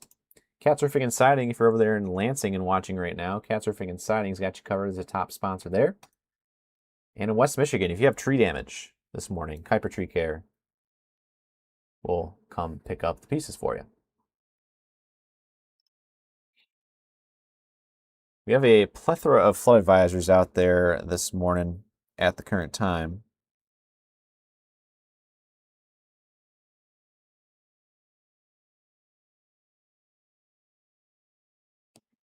See if I can get them all. There's 3, it looks like. So we have Northern Berrien County. We have Kent County, Southern Kent County, and then of course Southern Ionia, Northern Barry, and Northwestern Eaton. All of these advisories in effect through about sunrise. Primarily for 1 to 2 inches of rain that have already fallen, with localized spots seeing an additional 1 to 2 on top of that. So some totals could be up around 4 inches or greater this morning here across the region. Not everyone, but some. Got some scud fingers now coming in on our Scott's cam. There, Ryan, right side of the screen. Decent scud there. Interesting. Courtesy of WT Forestry in Scotts, Michigan. There's Skycam there looking to the west. Again, that scary looking cloud you see on the right side of the screen is called scud. There's a nice shear line in the area too, but that scud is a sign of rain that's falling and basically being evaporated right back up and condensed as it's falling. So the water pretty much going through the water cycle very, very quickly. As it does, it forms those new clouds as they get lifted back up into the storm. So you see that wispiness out there. It's harmless clouds. People often mistake them for funnel clouds, but that is not the case. So they may look like funnels, but that is scud or scary looking clouds. So no worries on that. But there is a lot of moisture out there this morning, so we're going to see a lot of lower cloud bases at certain times. Go back to Ben's cam. He's back on the road. Took a break to check out that shelf.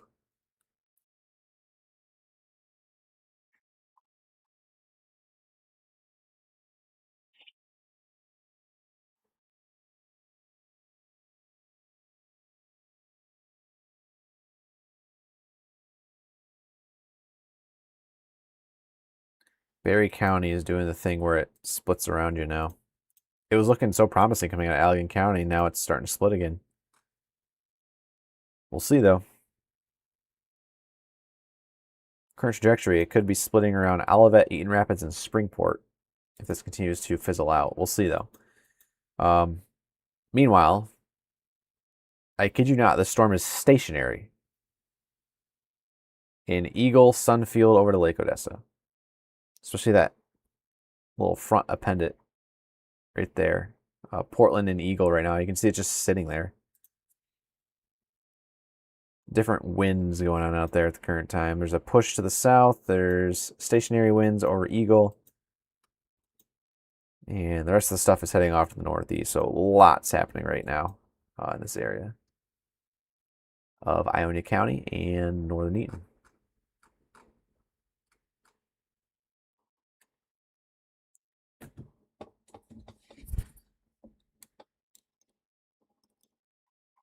Big old outage right now in Galesburg. It just popped up as well.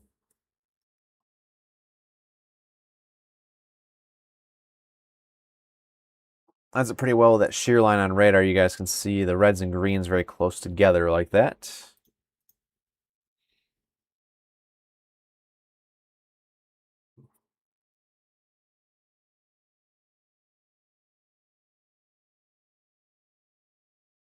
Chances of severe is back up again. The Lake Odessa cell up to 10%. The Kalamazoo cell up to 18%. That new shear line that just came popping in here.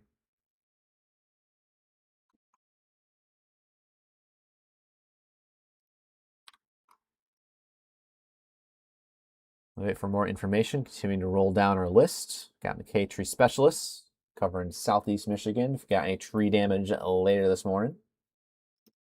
Mike Hayes Roofing and Siding. If you're over in St. Alec and St. Clair County, that's your sponsor there. On Top Roofing, covering Livingston County surrounding regions, and PFCU Credit Union for the best baking experience across southern Michigan. Back over to West Michigan. I know this is going to be a huge thing. This is probably a number you want to write down right now, but Rainbow Restoration, covering the West Michigan area for all of your flooding needs, storm cleanup needs after the storm passes. So shout out to Rainbow Restoration there. Also Rapid Radios, covering anywhere you go, truthfully. LTE wireless walkie-talkies, essentially is what those are. We use them here at MSC for our severe weather coverage as well.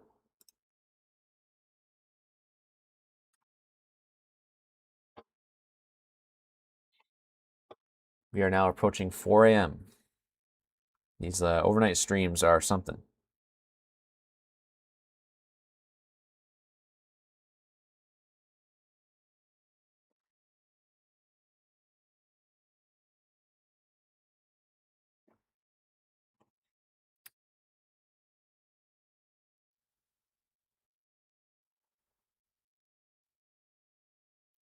Yeah, if you're just tuning in, no severe out there at the current time. A lot of lightning.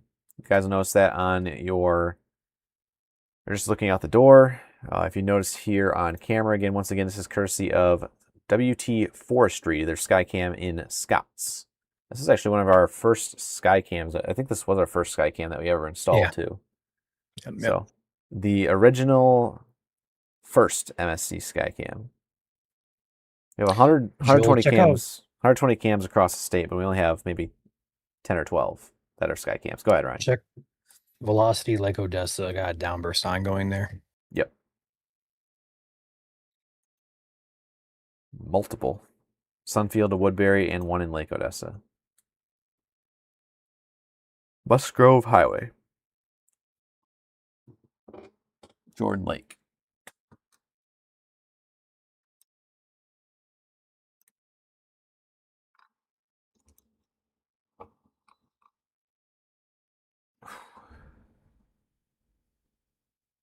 I gotta switch back to my radar here so you guys can see that. There we go. The reds and greens on the radar, when they get brighter, they're close together like that. That is usually a sign of either rotation or a downburst. And on a night like tonight, it is a downburst.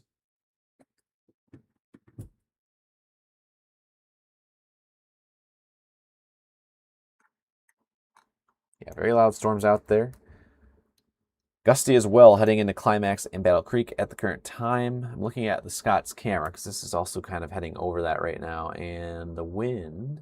Of course, when I'm asking for continuous lightning, I don't get it. It's okay. Scott's really isn't in it yet.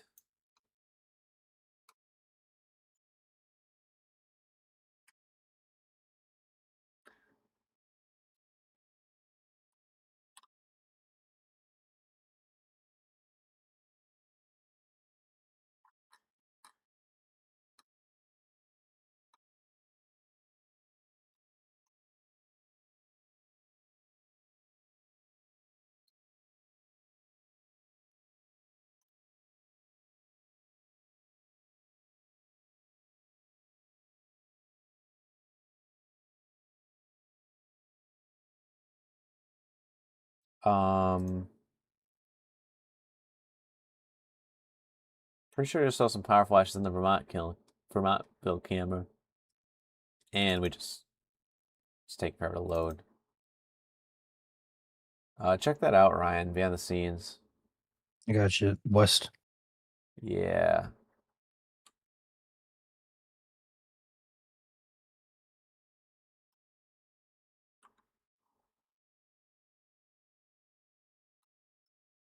I'm watching.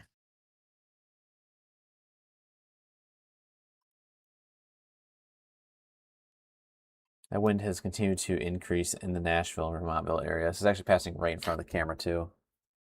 Were you looking at the right side of the screen? Yeah, it was. Yeah. Yeah, it looks like it. It's mainly lightning though. There's just a lot of different colors out there tonight with the lightning, so it's it's kind of bouncing back and forth here. Wouldn't surprise me though with that Lake Odessa downburst. I mean, that'd be the right spot for it. Yeah.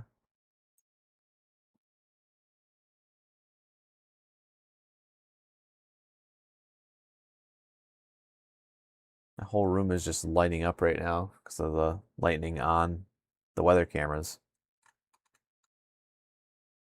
Zooming out at the big picture, you can really see where the lightning kind of really hones in on these cells. Number 1 right now in the Sunsfield area. Number 2, Battle Creek is buried in lightning right now. If you're watching from Battle Creek, have you turned into the Flash yet? Because there is so many lightning strikes right now over downtown Battle Creek.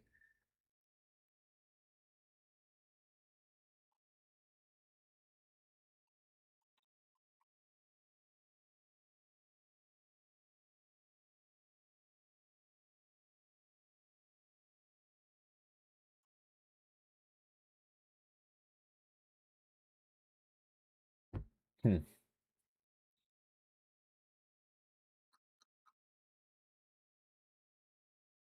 I am watching the outage map like a hawk for Lake Odessa area. Nothing new's popped in yet.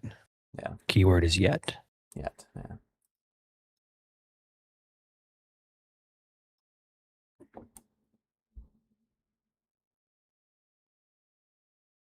A lot of videos being sent in around the Battle Creek area of the lightning moving through the area, and as well as heavy rain.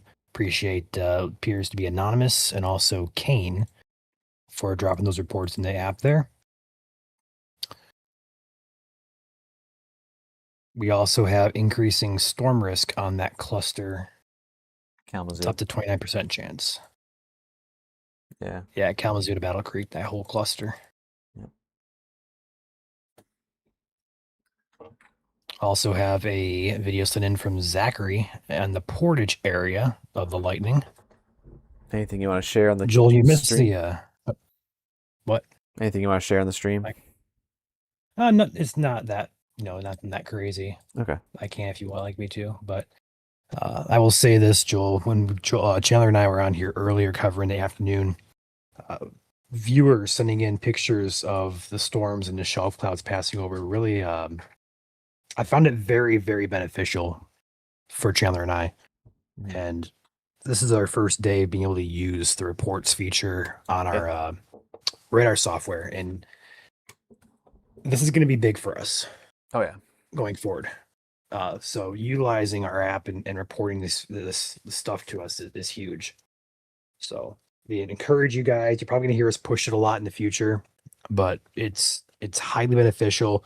As soon as you guys report, it takes about 30 seconds to hit our server over here, so it's like real time. So it also on the operational side, it clears up our messenger too, because with events like this, we can get 1,000 messages of a shelf cloud or a tree across the road or something like that. But with the app, we didn't have as many today. It was definitely a little bit easier to navigate the inbox after the event was over. So anyway, No, I'm excited too, honestly. I'm excited for it. Yeah. Yep.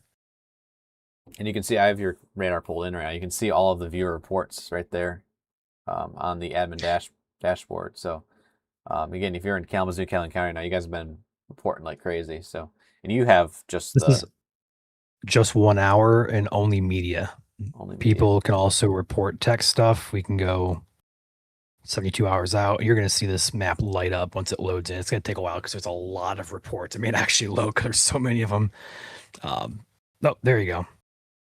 Those are all your reports, guys, over the past couple of hours. Dang. That's a ton of reports. So appreciate it. It's been busy. A lot.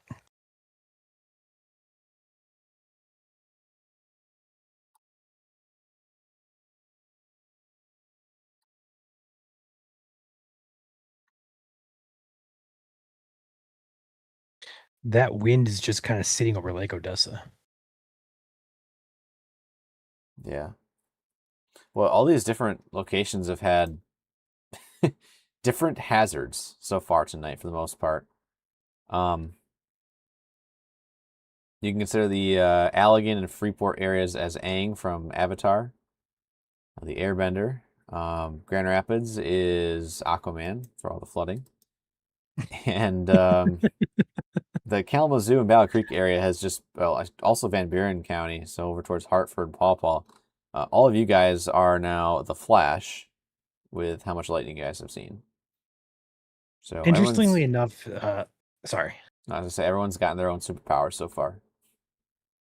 Side note, do not try to get actual superpowers from these hazards. Thank you. Go ahead, Ryan. Looking at the outage map down in the Kalamazoo and Calhoun County areas, we have reports of outages now popping up down there from Portage to Climax into the west side of Battle Creek now. We are now over 10,000 customers in the state without power. So there's still sporadic outages here and there that continue to fill in. If you guys were here at the beginning of the stream, I did mention that this was a possibility, but we could be seeing a couple of these outages due to lightning itself. Yes. Hitting the electrical grid and causing some damage there. So I do keep that in mind. It may not be all wind causing the power outages tonight. For the most part so far, Ryan, the rain has stayed solidly inside of my actual internal discussion until they start to move to the north and west or north and east of Lansing.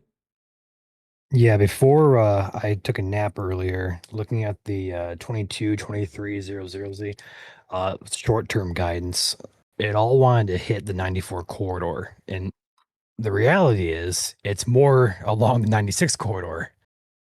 Models have just not been very consistent. So with how this rain has been placed, but that's also been discussed as well. So right.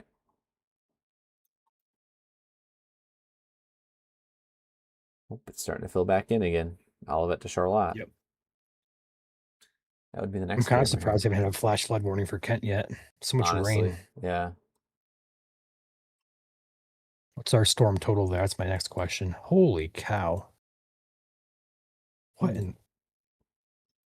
That's not so southern Kent into southern Ionia and northern Barrie, storm total precip over 4 close to 5 inches. Dang. The 1 hour accumulation is showing 3 to 4 inches. So I'm going to reiterate that. I'm kind of shocked we haven't seen the flash flood warning issued for the perhaps Freeport, Lake Odessa, Caledonia, up toward Lowell and Saranac, that general 96 corridor region it looks to have been hit pretty hard with some flooding and some heavy rain there. We do need the rain, just not this much rain. Yeah, no, honestly. This is a ominous view of Charlotte right now. Calm before the storm. Whoa. It's I have just- a pretty good video here, Joel, from a viewer sent in 1 minute ago. Alrighty. Is my screen sharing by chance? It is. I will take it this there is- right now. Yeah, we are also, looking. wanted to shout out Charlotte Fire Department, by the way, on the weather camera. Go ahead, Ryan.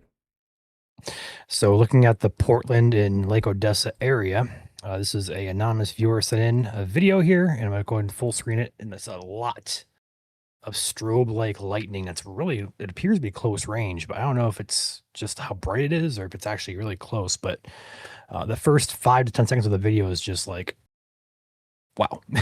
Yeah. So appreciate you sending this in to us, anonymous, whoever you may be. Video goes on for another 45 seconds, but in the meantime, we also have a second report with this. Not sure this is old. It's actually a couple minutes old, so. Oh, a third one just popped in. Hold on. We have a third video that's popped in. And it's basically the exact same thing. It's just lightning in the area. Also sent in by Anonymous. So we have a lot of. Oh, Ooh, whoa, good there was a bolt. bolt. Yeah, good bolt. Yeah, that's a there. good video. So let's back that up if we can. I can. Get a hold of this. There we go. Getting See that excited again. about electricity. Bang. I'm trying to pause it. There we go. Oh, that's beautiful. What a strike that was. So thank you to Anonymous there for sending this in again from the Lake Odessa area. Rest of the video just ends on lightning there. So awesome to see your guys' reports. That was in the Westphalia, Portland, Eagle area there. So also curious, anybody out here in the Lake Odessa general region that's been getting a lot of rain, if you have any reports of flooding, feel free to drop those in the app as well. Very curious to see what's going on up there. Radar estimated between 3 and 5 inches of rain over the past couple of hours. So I'm very curious to see if at all we have any flooding. Also, want to take mention here with that Calhoun County storm. I see intensification with that, but also it's traveling right down 94. So those on the highways may get some brief gusty winds, but more so heavy rain that may drop visibility there. Currently, it's 69-94 interchange at Marshall, but it's basically tracking right down 94. Yeah. So Power flickering in Marshall.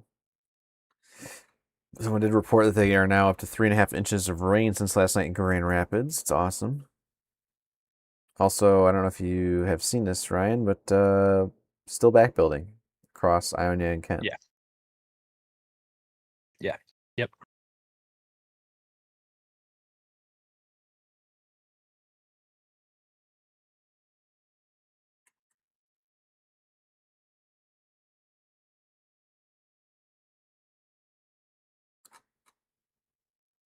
Also, go ahead and briefly conclude our trusted partners as well that I have not yet shouted out.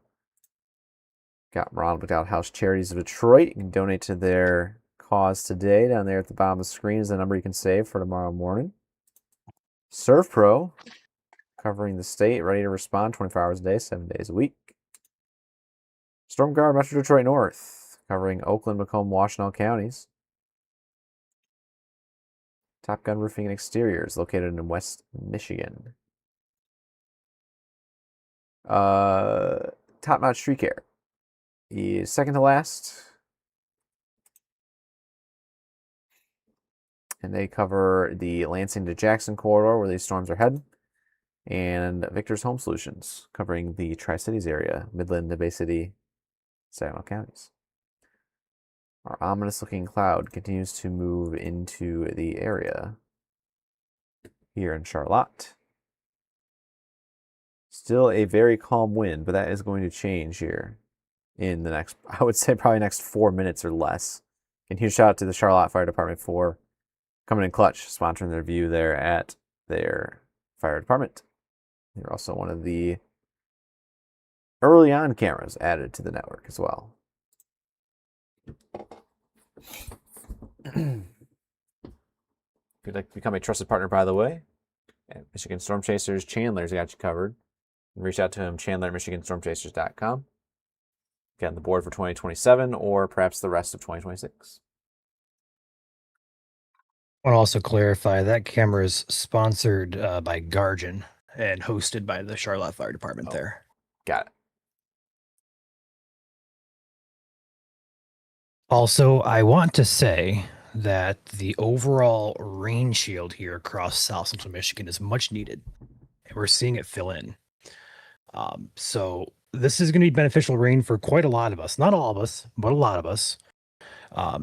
But I'm seeing a resurgence here across the Eaton, Ionia, down through Calhoun County area as this line progresses to the east. So even on the east side of the state, it appears to get some rain out of this.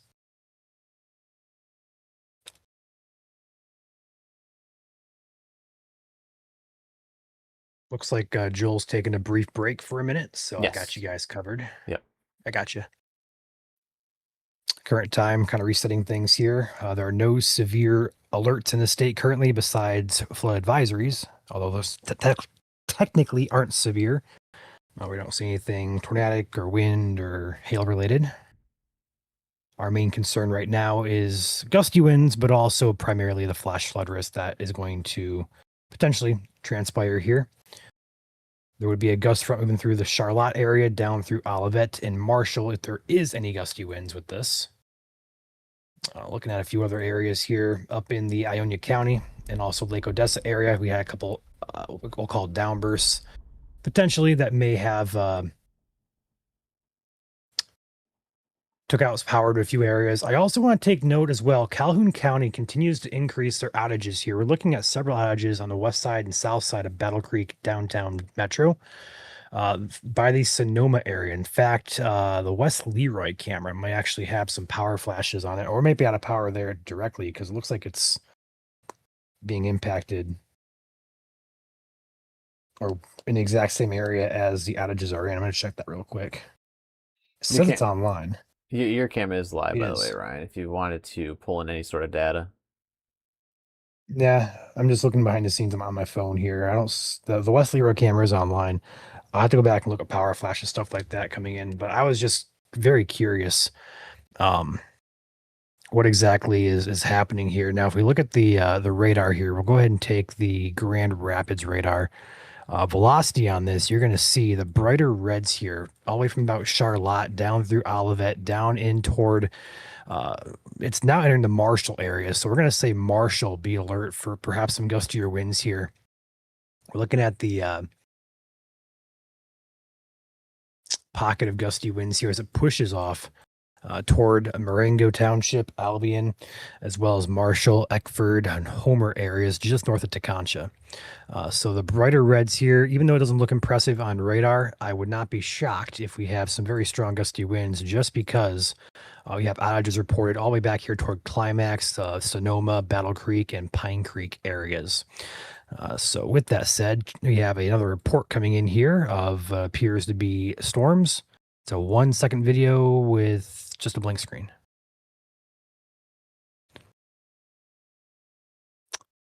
Looking for other reports as well. MSC storm risk on this. If I toggle this to our dual mode, it is a 17% highlight for severity. So not too high, but definitely could be indicating something there in terms of wind. That's a definite wind risk there. Go ahead and pan back to our single mode here.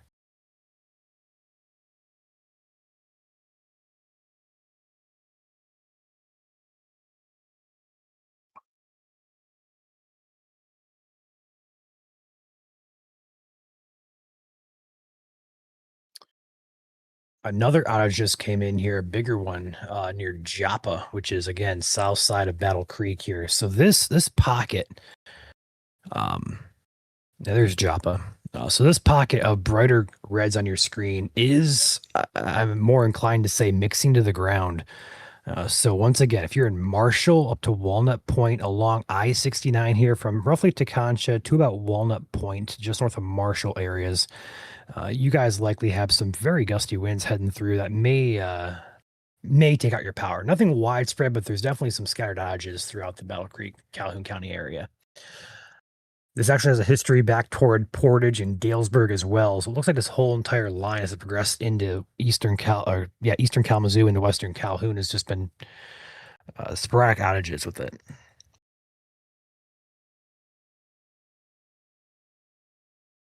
A lot of lightning continues as well. Every white little bolt you see on your screen is a lightning strike we're seeing.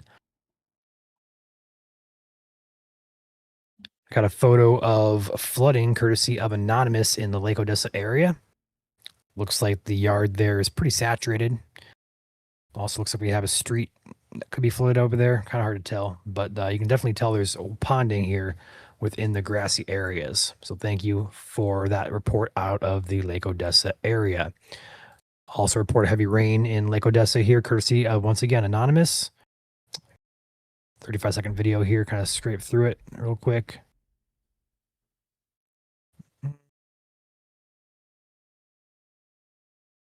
Can't really see much there, but appreciate your report regardless. And those three have already been there in the meantime. So again, if you guys have any weather to report, photos, videos, we can broadcast on air. Feel free to submit via that Michigan Storm Chasers mobile app. It's the best way to get it to us. Still looking for anything out of this area in the Battle Creek area and Marshall areas. This wind would be entering the Marshall area. I'm going to pull up the Albion cam. That's fine. Because that would be next in line. Are you back? I am. I have my camera back now. I just took it back. So you can change it to whatever source you want. Okay. I'm going to get the Albion cam pulled up because if there are outages actively happening with that little... Yeah. I want to get that pulled up and get that ready to share. Courtesy of Calhoun County 911. See if we can get this camera pulled up for you guys. I always forget what I named this one because it's not Albion.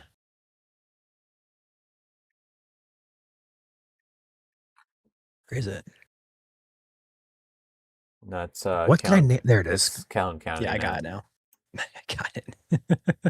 Yeah, I just moved it a little bit. It's facing off to the northwest, I believe, because that's the main tower there to the north. Yeah. Let's turn that bad boy to the south, if you don't mind. It's just gonna freeze. Oh, nice strike. Huh? It's just frozen for me, so I'm gonna wait until you turn it.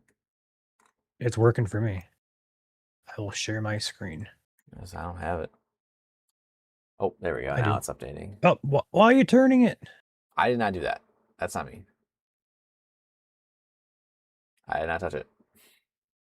And now it's frozen for me. Yeah. It's the reception. Probably. Yeah, I'm not sure what's happening there, but we do have it pulled up here. We're going to monitor it behind the scenes. I'm going to try to bring it in. A cam, I think, just got struck by lightning. Does it look like it? It just did, I think. There's no way. I mean, it's possible. I mean, it's that whole core of lightning right now. Our tower right now is out on the west side of town, I believe. And yeah, that core is just east side, I believe. Nope, west side. No, it's the west side. And so that pocket of lightning and the wind is hitting that camera right now.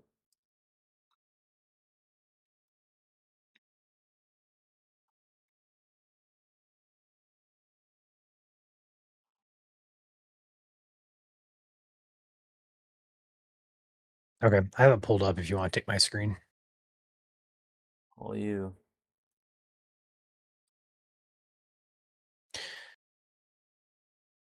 We got this pointed due west here at the lightning. Obviously, it's pretty dark out there. You can't see anything. We're looking for power flashes at this point, though. Little ground-like purplish blue flashes that would indicate we could have some power outages or some transformers or power lines that are arcing, sparking, or other words, blowing up. So it's kind of hard to depict, but for the time being, it's just lightning out there. I want to thank Calhoun County 911 for sponsoring this camera in the Albion area. They also sponsored one over in the Sonoma, West Leroy area, south of the actual proper Battle Creek town. So, with that said,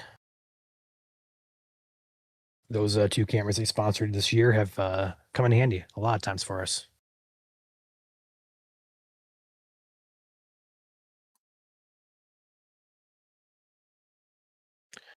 I can't tell if there's much of any wind with this, with how dark it is, but we'll see. Outages are still filing in toward Marshall now.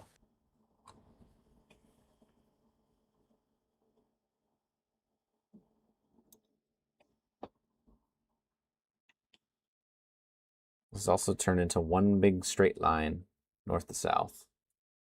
Yeah, it has.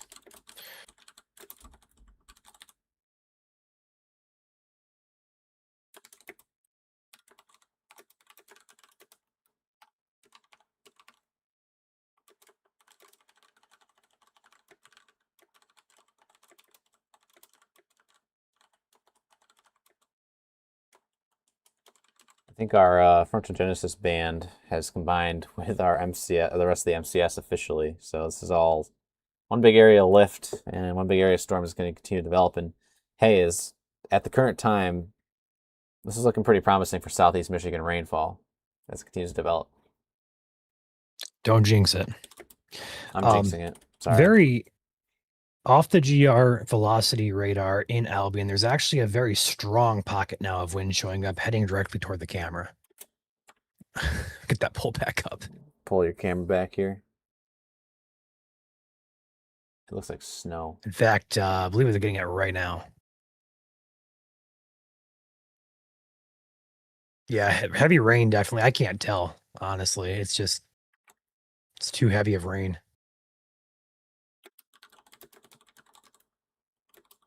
But if you look at the velocity, though, that's a very strong pocket. I would not be shocked to get a warning on that, actually.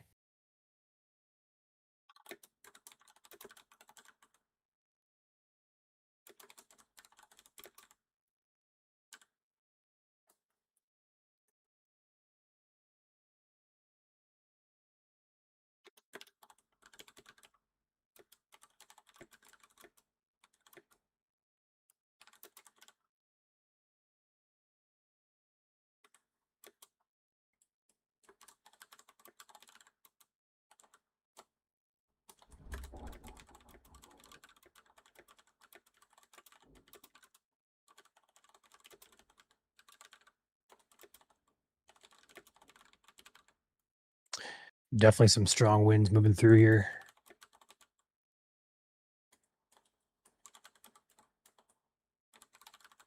Trying to get some ambient light here to kind of see something, but it's hard.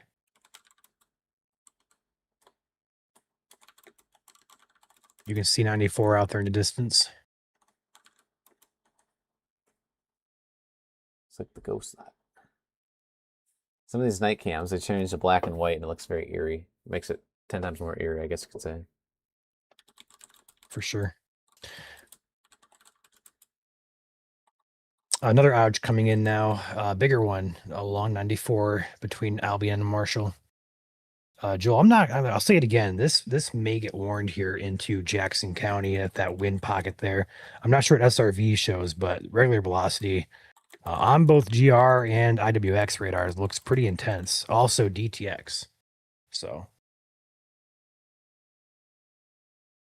it makes sense as well as it's mixing to the ground with outages coming in. So we'll see what they do with this.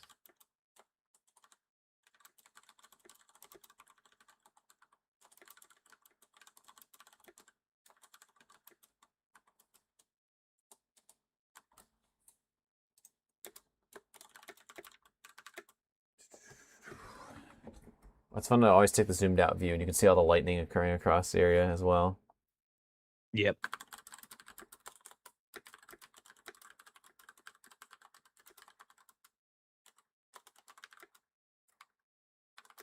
that a spider web? Probably. What on earth?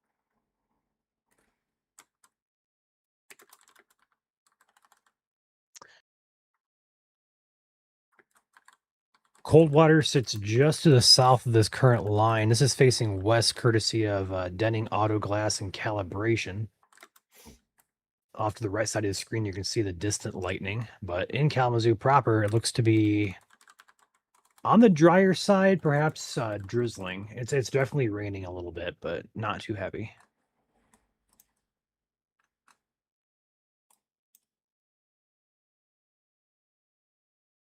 Trying to think what else we got at the path of this. I don't think we have any Jackson cams. We have Grass Lake facing the east side, Yeah. Chelsea facing south. We do have the Allen camera at the Marble Springs campground. That faces north, but that's a good ways away. So,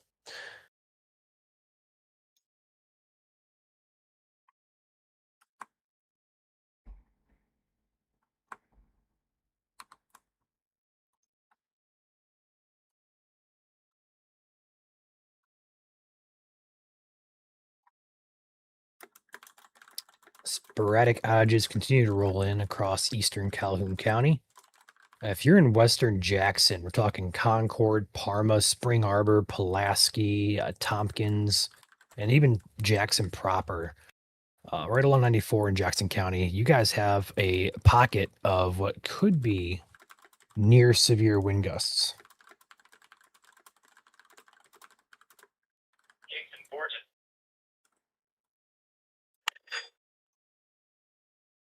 Who was that? Was that Ben? Yeah, something about being gorgeous.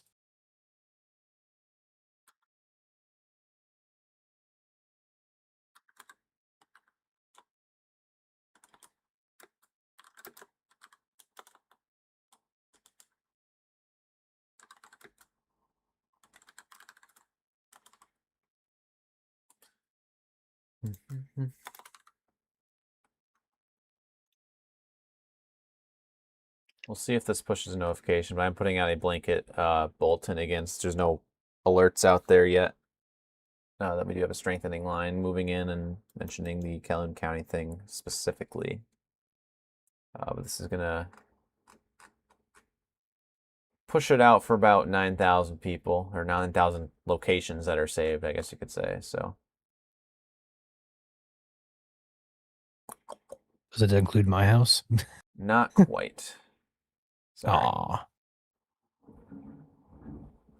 At 4:32 a.m., MSC meteorologists tracking line of developing storms from Lansing all the way down south to Eaton Rapids, Albion, and Hillsdale moving east at 45. Main concern with this line will be flooding. However, isolated instances of gusty downburst winds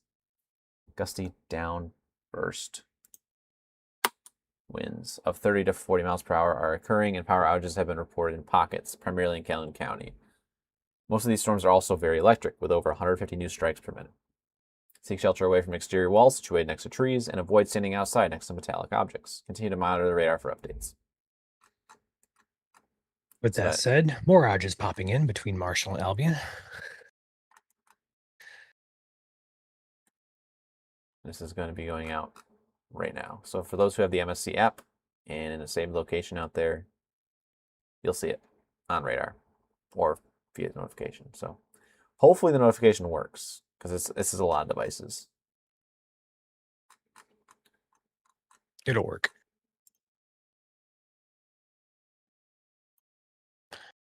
I turned the Albion cam to the east now as this is passing over the area. So we're going to keep an eye on power flashes to the east.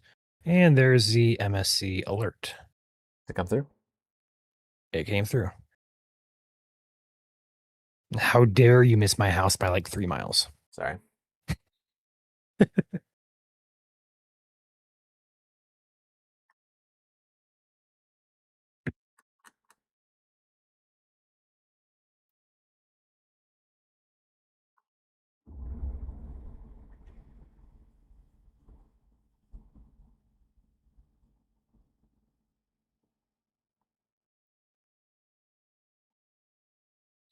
Going back to radar, you can really clearly see it on my velocity radar here, Ryan. The brighter reds really popping over Albion right now, heading towards Parma next.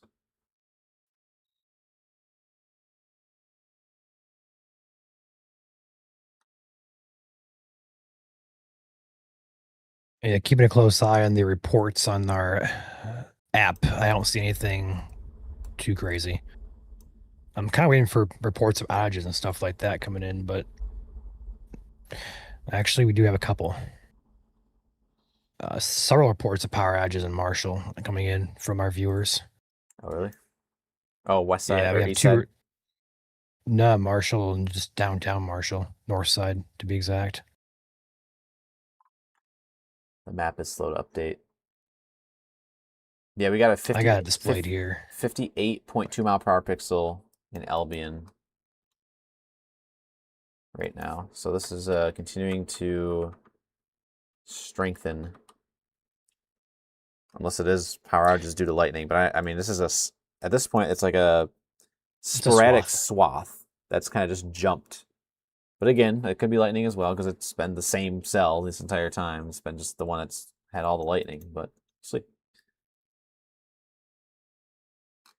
Ingham County on deck, and as well as Jackson County near Parma, Tompkins, and you guys in Jackson proper will be impacted by this. If there is a lot of gusty winds here, you guys in Jackson will be getting these winds too.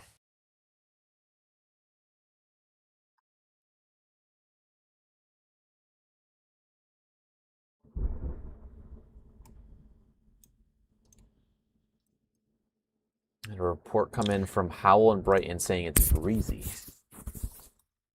Say freezing? Breezy. Breezy, okay. Yeah. Let's say, wait, what? Yeah. It ain't December yet.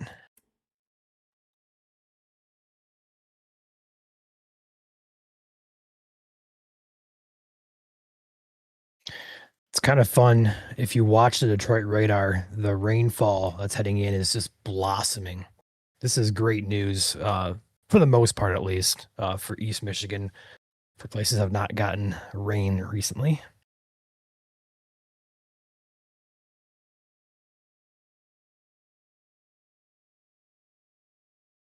This is, yeah, just continuing to intensify in terms of how much rain's actually falling across the area. That huge band of red. I'm sorry, I can't see it with all this lightning on here. I have to turn it off. But there's your big picture as I pause it. That is your developing line right now. It extends all the way down into Williams County, Ohio. If that can stay together, again, it has a good chance of staying together with how big of an MCS it is out there this morning. We could see some decent rainfall rates across southeast Michigan. So we did put out that rainfall map earlier this morning. That does go out through Tuesday. We have a good chance at seeing most of that rain and more just today and tonight.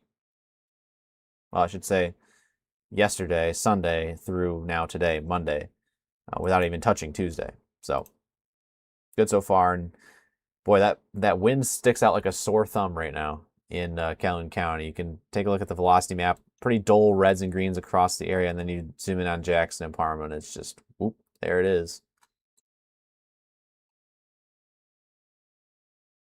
You're welcome. I always throw in song lyrics every once in a while, so. We have an outage report coming in now in Albion from our mobile app. So we have sporadic outages being reported. That's quicker than the actual outage map itself. We'll see if it gets a little bit of a dot there in Albion. But basically, our report is center town. Up to just you guys using the MSC, the Michigan Storm Chasers app here is incredible. 131 user reported just things happening within the last hour. So that's all reports. So that's rain, thunderstorms, pictures, you name it. Appreciate it all.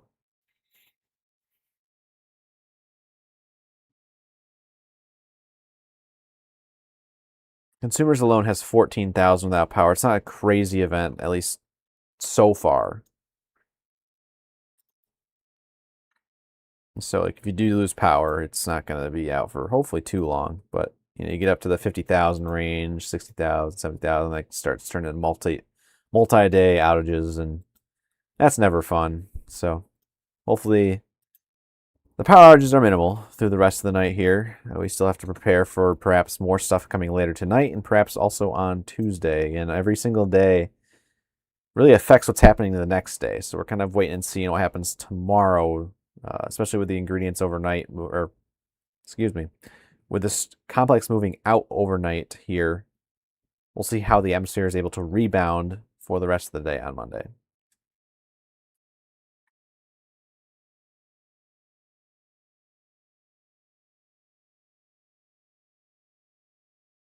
We still have backwards development here occurring in West Michigan.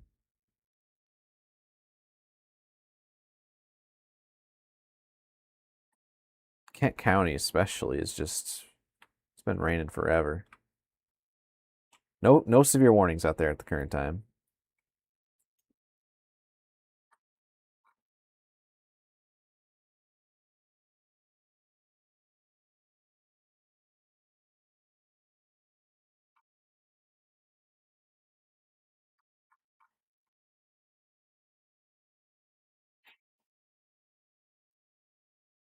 You guys are one of the 2,000 watching up with us this morning. Feel free to drop a like in chat. Let us know where you guys are watching from. Always love the interaction with you guys out there. And again, this is a community for you.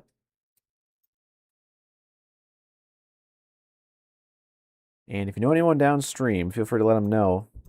A, some really good rain's coming your way, and B, there's some gusty winds mixing in out there. And if you're in Jackson County right now, that is primarily for you. We are now up to still 58 to 59 mile per hour pixels out there in County Farm Road. It's going to be County Farm Road. I'm guessing by now it's probably a little bit further east. So County Farm Road at Sandstone and Bailey, and paralleling 94 heading into Jackson. Those bright reds. And right on down the highway.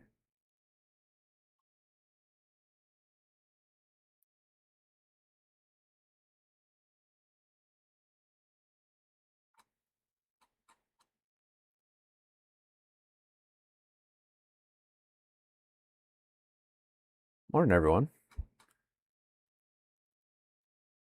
A lot of you guys say you're watching from Southern Michigan. That makes sense.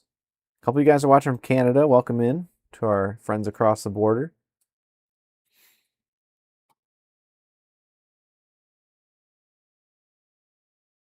Let's turn lightning back on so we can no longer see the radar. Jackson County is going to be the next county that gets memed. Buried under lightning. There's been a distinct lack of new outages ever since we've entered or exited, should I say, the Marshall and Marengo areas. I do not see anything in Albion popping up yet, and I have not seen anything in western Jackson County just yet. All right.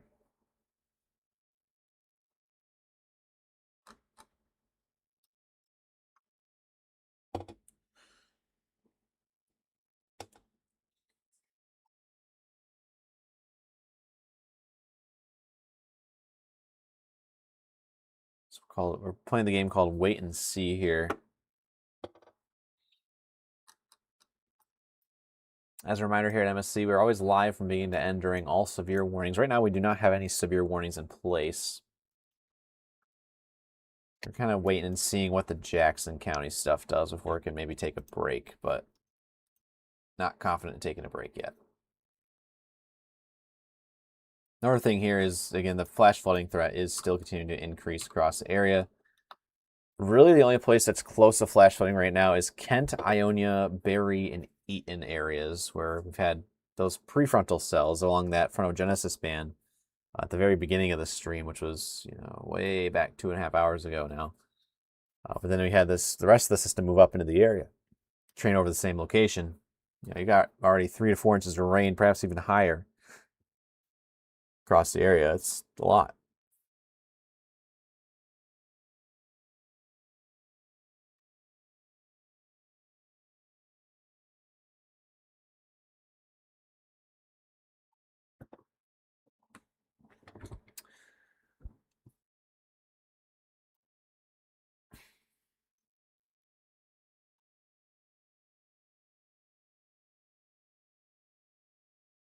We'll have a camera coming up here in Grass Lake momentarily. As that line progresses into Jackson.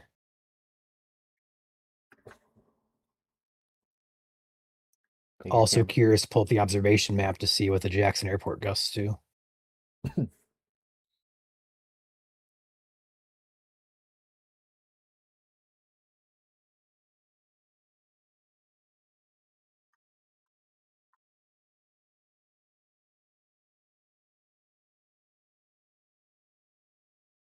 Taking a look at the zoomed out picture, by the way, the main concern right now is that 127 corridor lancing down through Jackson, maybe extending down to Addison, but the main concern for the wind actually within this line is still in the Jackson area. We now do have pixels of 63 miles per hour at 5,500 feet off the ground. As a reminder, again, we can't see anything below 5,500 feet because of the curvature from the beam. So the beam height for the National Air Service office in Grand Rapids, that's where the radar is located. The beam shoots out to the southwest here into Jackson because of the curvature of the Earth and the 0.5 degree elevation that the beam is up at. It slowly gets higher and higher off the ground, so we can't see anything lower and lower and lower and lower. So at this point in Jackson, we can't see anything below 5,500 feet. So that's a whole mile of the atmosphere that we just don't have a picture of because of the limitations of technology. So we do have 63 mile per hour wind being reported right now in Jackson, but it is 5,500 feet off the ground and not actually mixing to the ground at the current time. So that is the current state of things.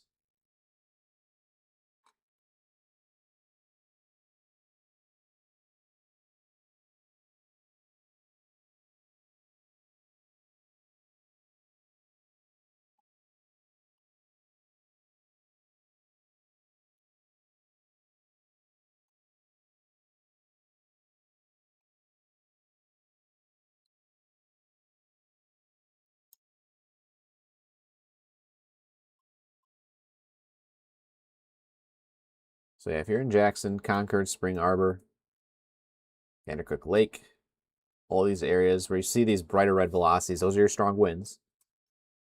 So Jackson, Vandercook Lake, you've got maybe 5 minutes. Vandercook Lake maybe closer to 7 or 8. But do not delay. Again, these could be some strong winds. In fact, there's your new update. We now have 73 mile per hour winds at 5,800 feet off the ground. That's a huge jump. 2 spots: Concord over Sears Road at Cross, and to the north, the pixels here of 73 are near Parnall Road at State Highway 50 or M50. So still continuing through the area. I'm not seeing any outages yet, though, so I'm hoping this is just elevated. Yeah, I think it was more organized through Calhoun, but it was a very sharp, abrupt stop to the outages, basically at the Jackson County line.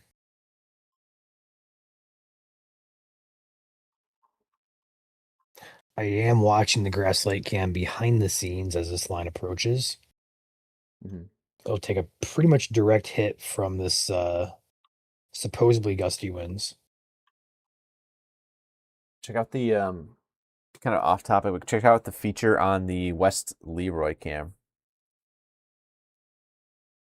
I'm gonna pull it up. Stand by.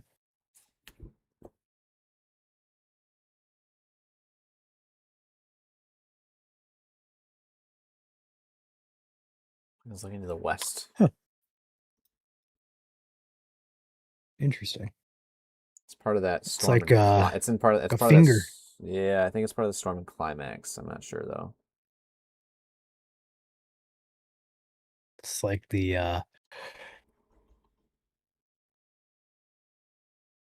a tail cloud, but also like a finger. Yeah. Weird. Outages now coming in at Jackson County. Oh no, it's gone. It was there and now it's gone. I saw it there. Jackson County I do see Airport. a blip. Okay, well, I do see a blip show up on my latest scan up by Tompkins, but it's a very small blip, less than 20 customers affected.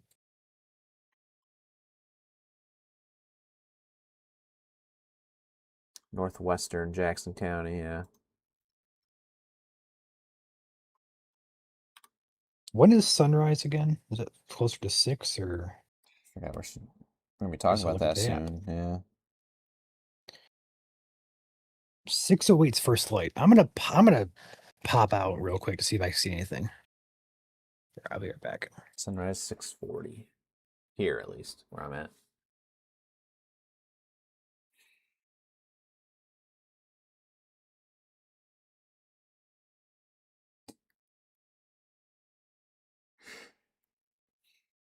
So Ryan's going to check on the sunrise. We also have Ben out there. He's still chasing.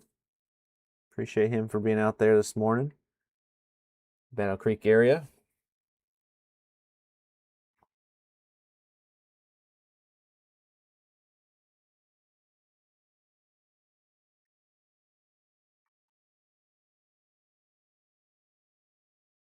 We only do have one camera in the Jackson area, and it's our Grass Lake camera.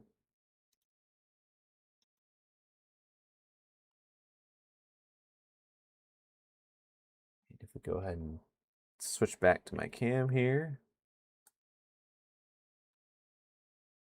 there's our Grass Lake camera. This is courtesy of Great Lakes Generators. This is one of our newest cameras in the state of Michigan. We have 120 weather cameras installed across the state and exclusive to Michigan Storm Chasers and the sponsors who bought the cameras. So appreciate them for doing that.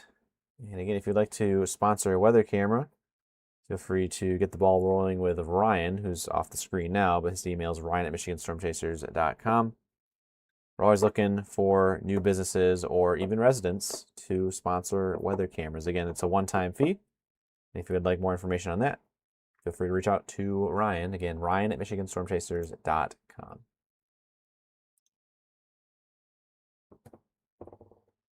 Jackson County is definitely buried in lightning. You can't zoom out too far without it being just completely covered. So that is the story right now.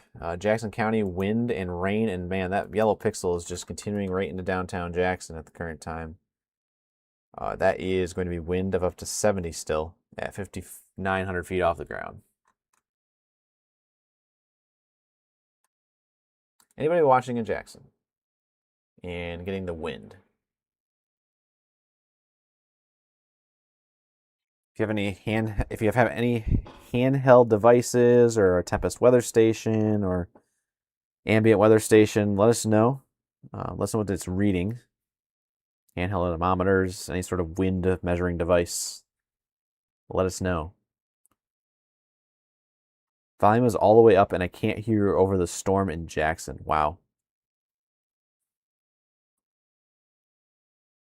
Yeah, again, here's your yellow pixels. Anytime when the dull reds change to bright reds and even the yellows, that's when you get your severe wind. Now, again, as a reminder, if you guys just tuning in, this is at 6,000 feet off the ground. So anything below 6,000 feet we can't see. So it's a possibility that the winds are a lot calmer underneath the 6,000 foot layer. But I'm still seeing a couple, I'm seeing a lot of outages now starting to come in here across Jackson. So again, if you're in Jackson, take shelter immediately. If it wasn't evident enough here on radar, again, there is no warning in effect, but we do have these gusty winds moving in right now.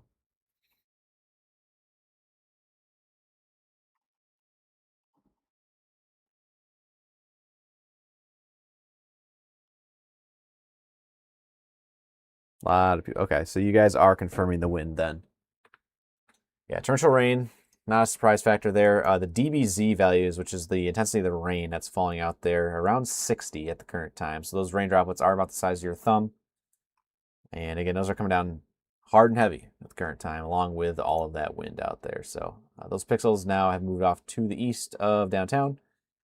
Seymour at Detman and Hawkins near Seymour as well as West Drive.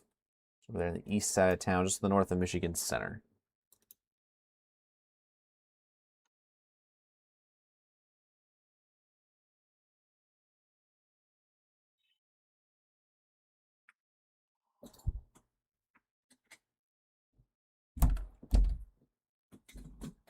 Slide back here. Yeah, you should be away from walls. Any walls that have trees button up next to them. Again, these winds are coming in out of the west right now, so if that helps.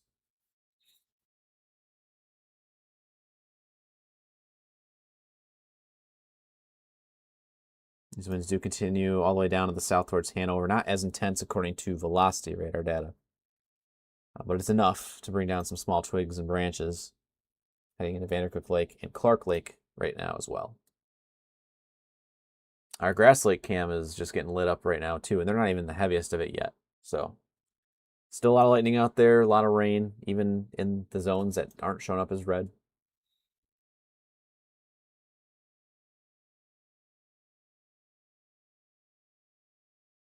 This wind also continues up into the Lansing area. The wind appears not as bad, but it is still worth monitoring.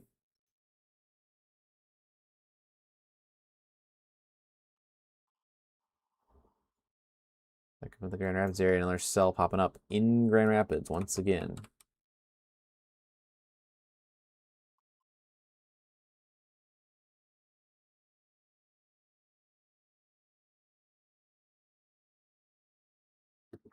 We are still in this winding down time now, again on in the daylight hours, which is coming soon. Once that sun comes up over the horizon, we start to heat the atmosphere up ever so slightly once again.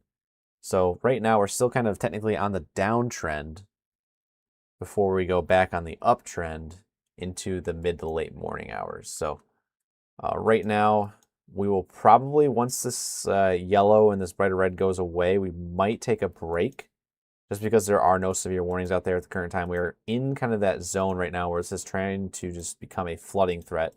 And it's very evident on radar based on this new developed line that extends all the way down south of Hudson up into the Lansing and DeWitt area. And this is continuing over to the east side of the state, which, again, you guys need that rain. Hopefully this does make it over there. These cloud tops, by the way, here's your cloud top radar. Up around 48,000 feet in multiple locations. So, still well-rooted storm. The satellite data behind the scenes also shows these cloud tops are still very, very cold. A lot of energy still fueling these storms as well. Signs point to yes for some decent rain here across southeast Michigan.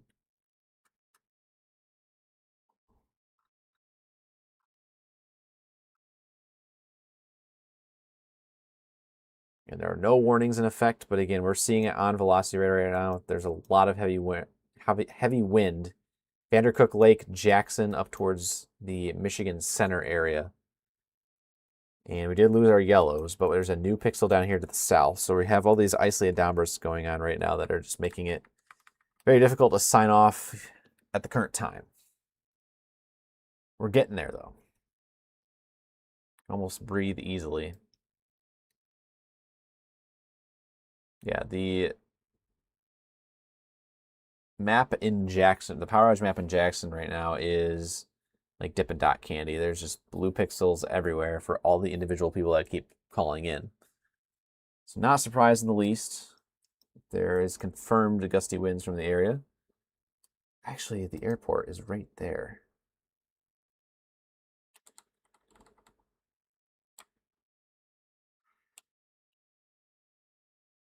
Joel, the Jackson airport just gusted to 57.5.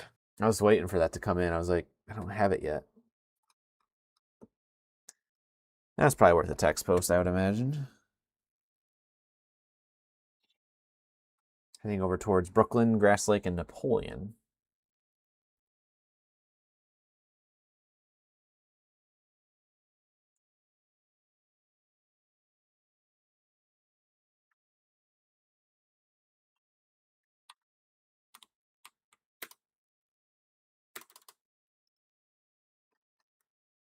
Again, no warning on it, even though this is at basically severe criteria. Does Grand Rapids know? They gotta pass it along.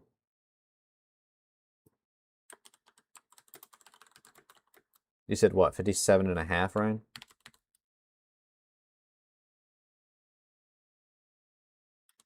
Yeah, IEM bot just put it out.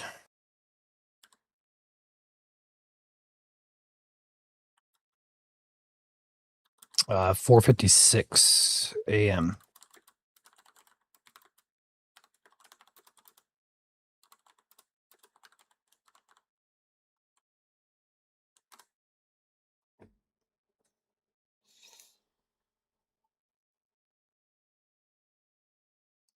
Okay, I passed it along to Grand Rapids in case you didn't see it. But we are still gusting heavily and hard right now. Vandercook Lake up next for the strongest of the winds according to velocity.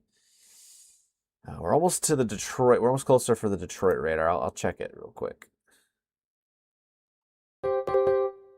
Oh, there we go. They have warned it.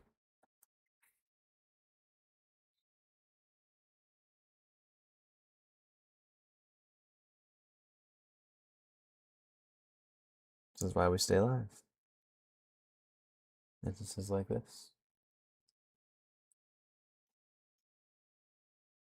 This is now the Detroit radar. See a little bit of a different picture here. As we wait for the warning to come in.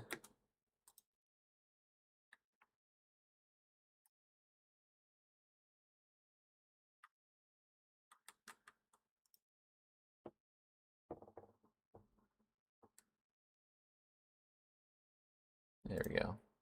Here's the details. The National Weather Service in Grand Rapids issued a severe thunderstorm warning for eastern Jackson County till 5:30 a.m. At 5 o'clock, severe thunderstorms are located along a line extending from 6 miles southwest of Stockbridge to near Brooklyn, moving east at 35 miles per hour. Hazard is 60-mile-per-hour wind gusts only. Hazard or source is red or indicated. Roofs, siding, and tree damage is all expected. Locations in this new severe thunderstorm warning include Jackson, Brooklyn, Grass Lake, Vandercook Lake, Leoni, Napoleon, Norval, Oak Point, Pleasant Lake, Vineyard Lake, Clark Lake, Lake Columbia, Michigan Center, and Munith. For protection, move to interior room in the lowest floor of the building. Also, torrential rainfall is occurring with this storm. That is the new severe thunderstorm warning in the orange Two box. things, Joel. Go ahead, Ryan. If you want to take my screen. View report out of the Jackson area as the storm passed through. And of course, View doesn't want to load now, but pretty gusty winds here. And it's not loading. Perfect time for that. Let's try it again. There we go. Now it wants to load. You can see the rain shield moving through there. But it appears that this video doesn't want to load. So otherwise, I do also have the Grass Lake cam pulled up. I'll get that shared here. You'll see it here in 2 seconds. There it is. It's very, very hard to see. But the wind is definitely cranking here between lightning flashes. You can see on the bottom right of your screen, there is trees that are swaying back and forth. I'm going to try and shut the light off on this. I can log in quick. Oh, that's on. I figured that was what was up there.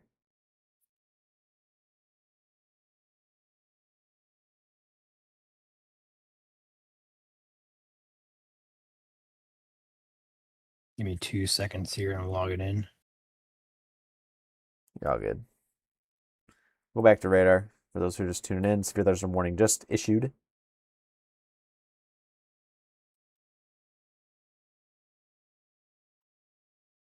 It's just a wind threat at the current time. There's multiple pockets here from the Detroit radar, northeast of Jackson, and all the way down here through Vandercook Lake and Clark Lake. All this area here. We'll go ahead. It's 3,900 feet off the ground from the Detroit radar. Let's see how far it is from the Grand Rapids. Probably not much better.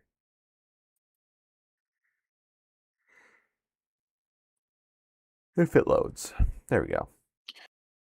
Oh, actually, the Detroit radar is a lot closer.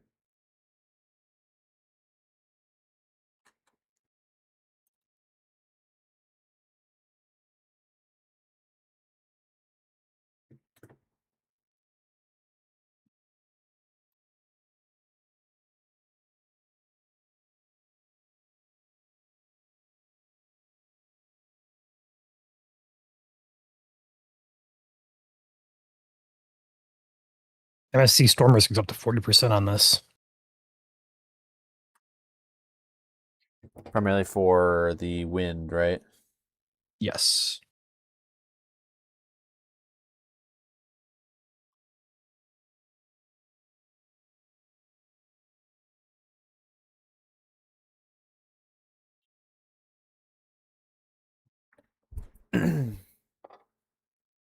There's the wind report coming in from the Jackson Airport, 58 mile per hour officially in the record books.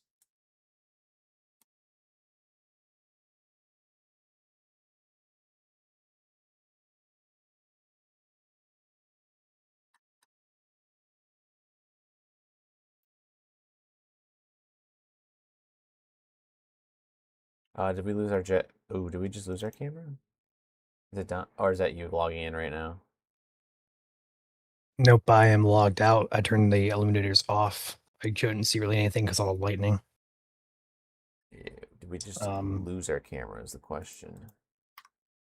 Yeah, I believe we may have. Yeah. In fact, I'm still logged into it here. Give me a second.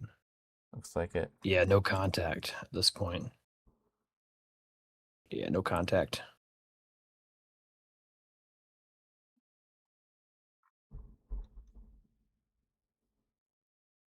Major, or not major, but big outage on the north side of Jackson now showing up over.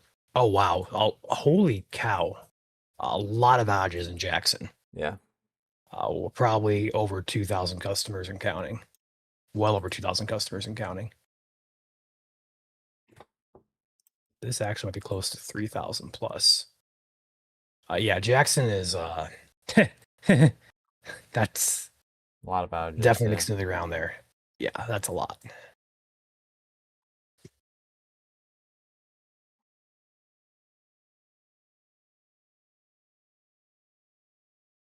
Also to note, we're still getting back building of this rain into Berry County still.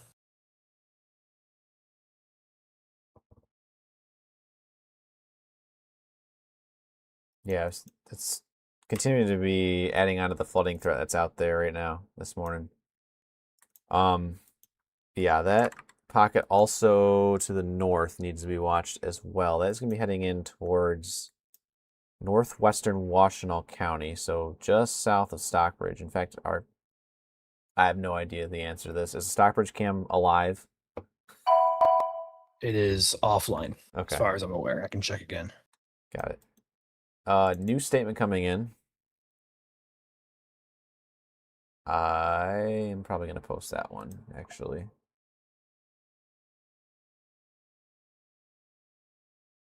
What on earth? Oh, okay. We are near severe limits in Grand Rapids. What? I just looked at that. 50. So I'll get that posted.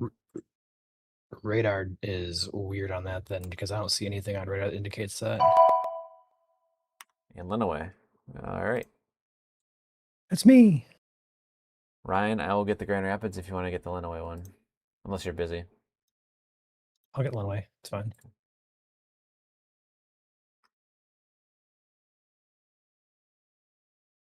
$50 and pennies for Lenawee. Also closest to me. Excuse me. Bless you. Whew. Come on, quick.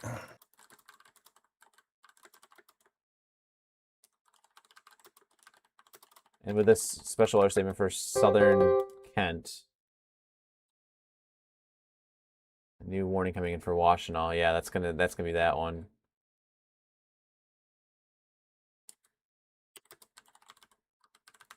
For Kent County, that's more rain coming into the area. As I finish my thought here, again, that area has already it's in a flood advisory, and it's going to continue right down 96. So just another concern for this morning as you go off to work.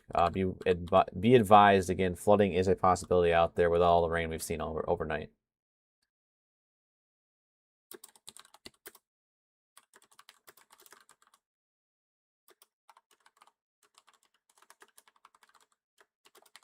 The wind on the Washtenaw County cell is officially observed on the warning text. Yeah, due to the gust in Jackson. Yeah.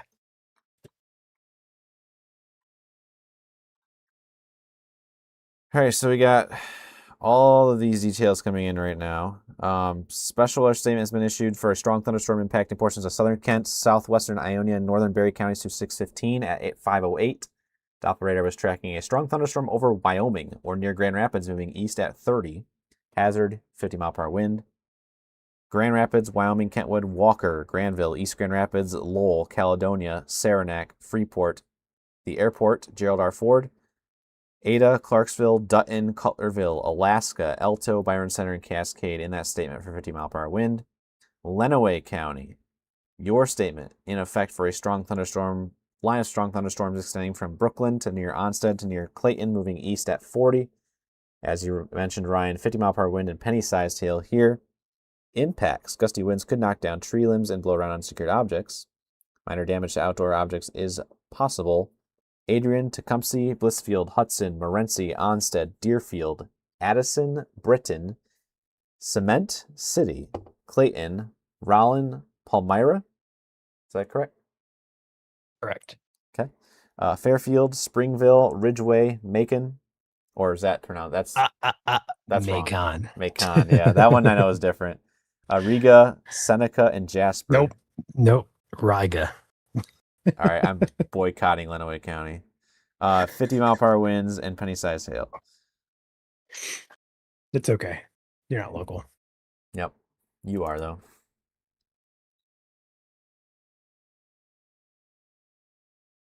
All right, so now we're over to the severe thunderstorm warning. And this is the details for that. The National Weather Service in Detroit Pontiac has issued a severe thunderstorm warning for all of Washtenaw County and southeastern Michigan until 6:15 a.m. At 5:08, severe thunderstorms are located along a line extending from Stockbridge to Brooklyn, moving east at 45 miles per hour. Hazards here: 60-mile-per-hour wind gusts, hail up to the size of pennies, also possible. Wow, that's...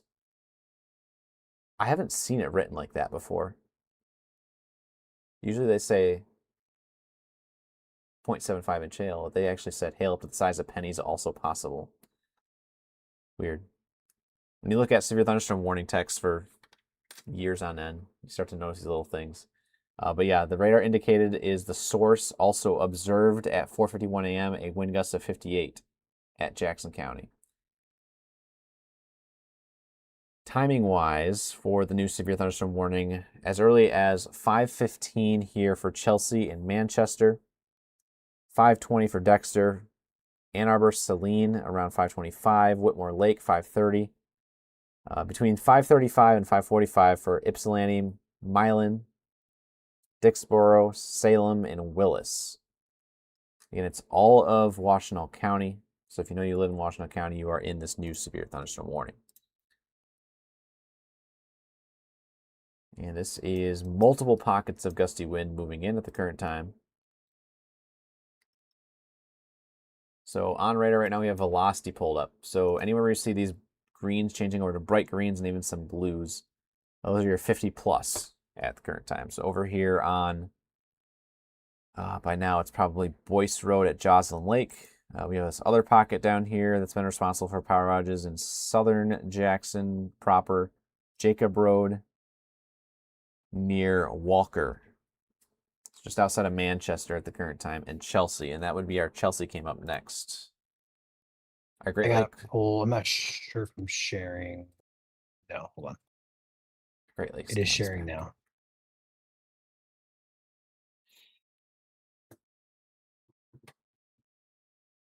And that is courtesy of Mirestone Ranch.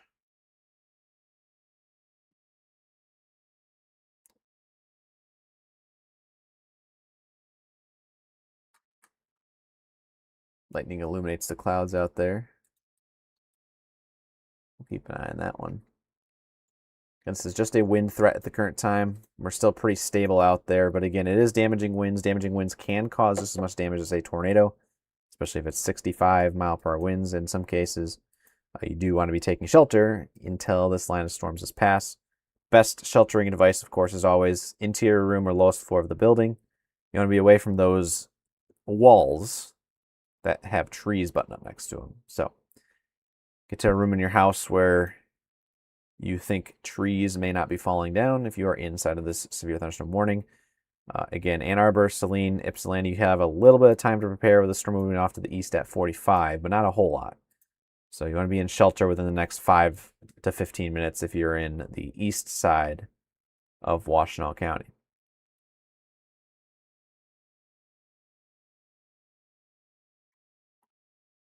If you are in the west side of Jackson County, you have to be advised of the storms popping up in rear. This could also have a brief gusty wind threat.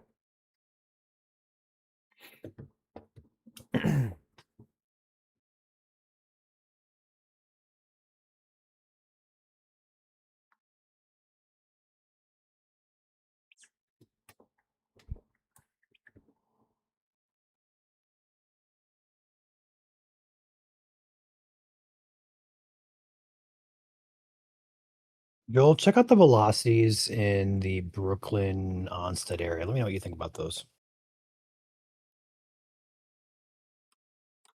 It's like right in the junction of all of the radars there, so there's not really a good spot. Yeah, and unfortunately, DW radar's down too. So Of course. Just looks windy from my perspective right now. Good shear line in there.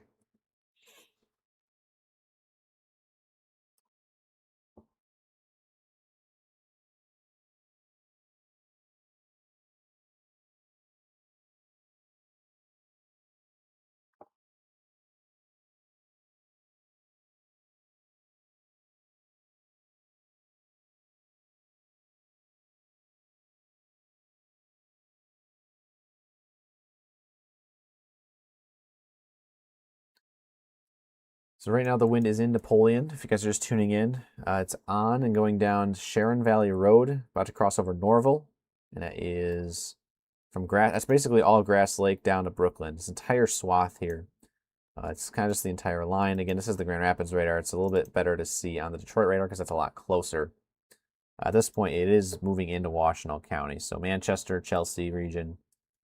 Here comes your update right now. There is a pixel of 55 on Sharon Hollow at Tolan Drive.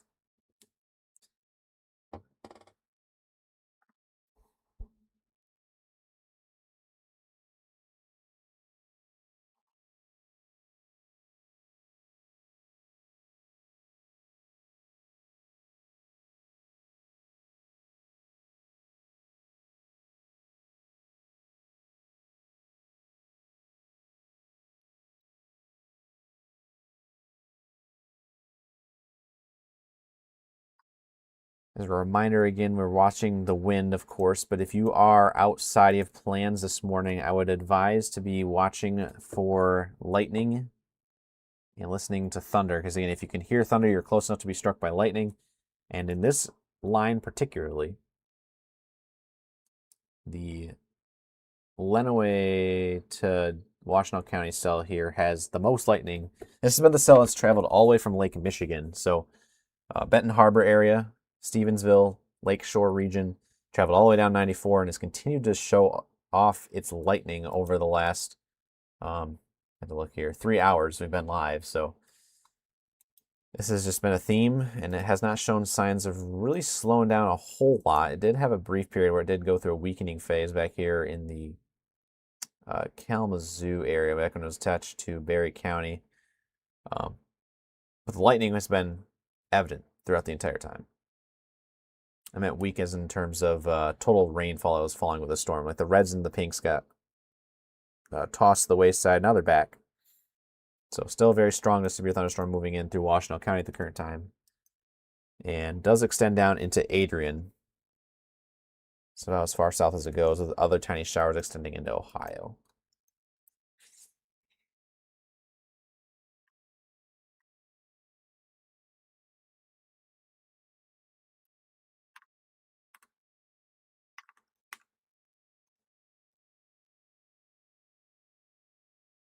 I'm now going to have to go to my speaker, so you might hear a little bit of reverberation in the voice from Ryan.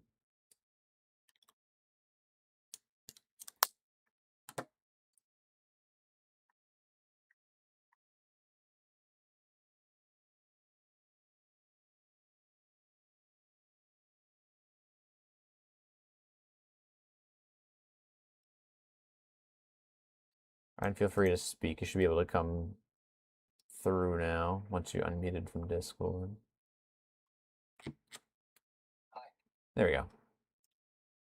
Just wanted to make sure.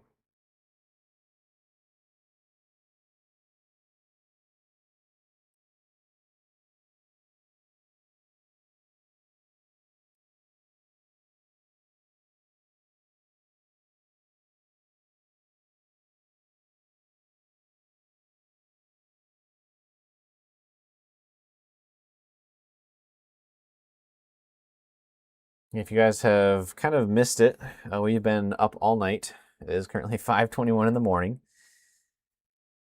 And we've been tracking severe thunderstorms all night, kind of scattered here and there and everywhere. And there's been a flooding threat out there as well. We haven't seen any flash flood warnings, surprisingly, yet.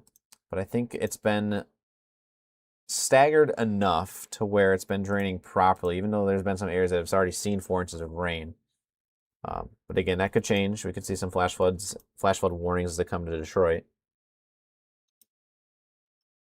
Especially since we now have 2 lines that have kind of developed back to back here across the area. That's going to make it a little bit harder for there to be a little bit of a break in the action. So we'll see. In Southeast Michigan, you're getting your rain. So we don't need to hear the complaints anymore after today, hopefully. As an update, we are at 20,000 customers without power in Michigan. Just over 20,000. Dang.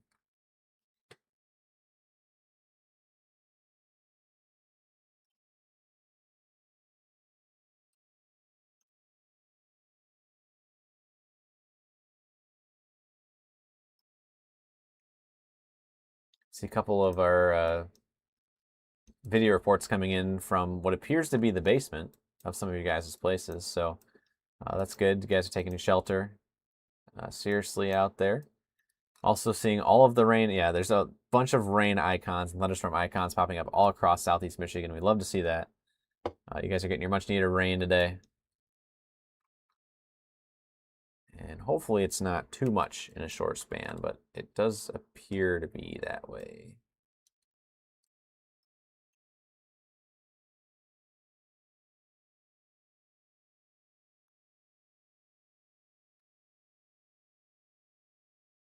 Yes, we have been up all night tracking these storms for you.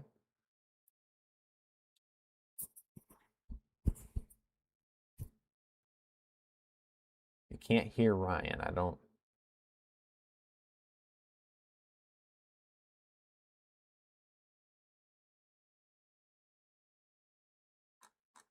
I guess Ryan's quiet now. I don't know why. The feedback that I got was I sound like I'm in a toilet. Oh, I know why. Try now. So when my headphones disconnected, what happened is it put my desktop audio back in through the default, which is nothing. I don't know why the default is just nothing, but we can hear you now. Okay, I'm good. I'm gonna go grab some lightning shots because the storm is basically on top of me. Sounds good.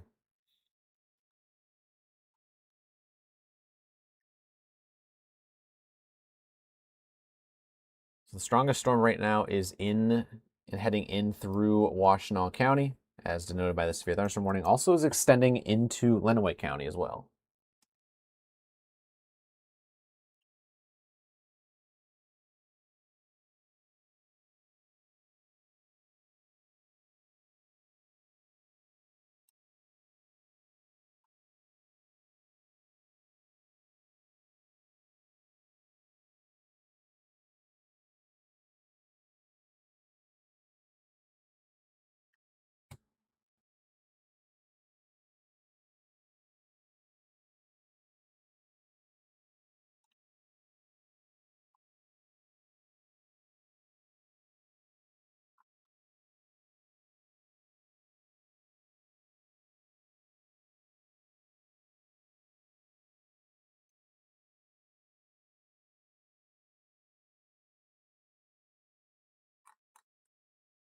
We have some gusty winds moving through the area. Again, right now what you're seeing on radar is the velocity, and the brighter the colors, the heavier the wind. And right now I'm kind of honing in more in on Lenawee County over anything else.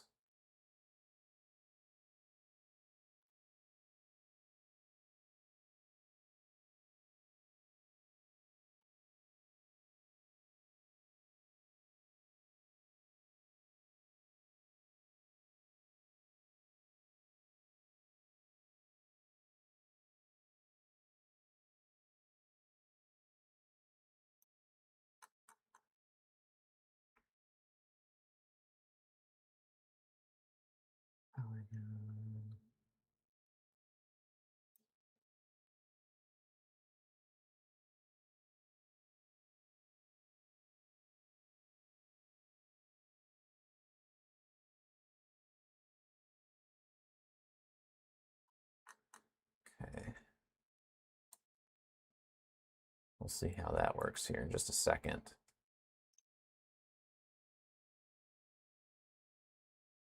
Whew. We're almost there, y'all. It's the severe aspect is hopefully almost done, but again, this is a very electric storm out there. I will say this again: the brighter colors, they're kind of disappearing as they get closer to the radar, so that's good. We're still watching though very closely the Onstead area, heading in towards Adrian. I'll have Ryan pull up the Adrian camera here in just a little bit once he's back in from the lightning shots he's taken. So Oh, I'm back. I got you. sweet, It's live. I got you. Maybe. Yep, it is. Nice, courtesy of Midas Auto Service Experts and the Adrian sign. Two businesses going in together on that weather camera there in downtown Adrian.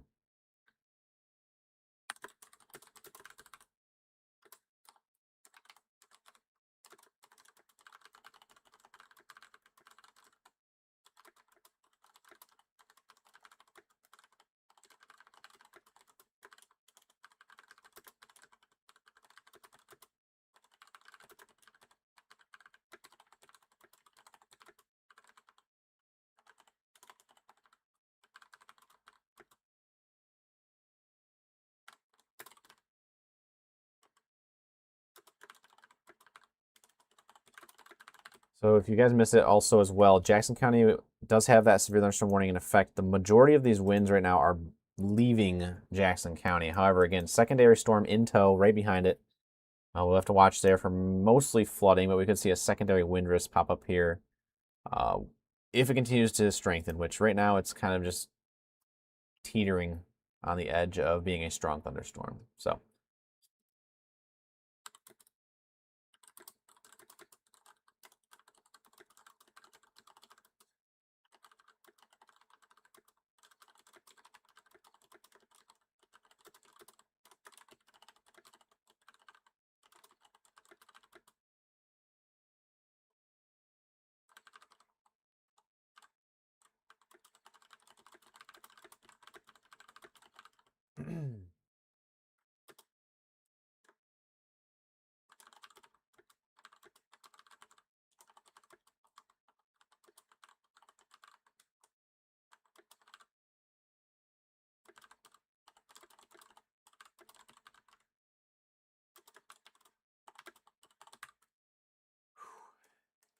So for those asking about later today, there's still possibility of see development later on.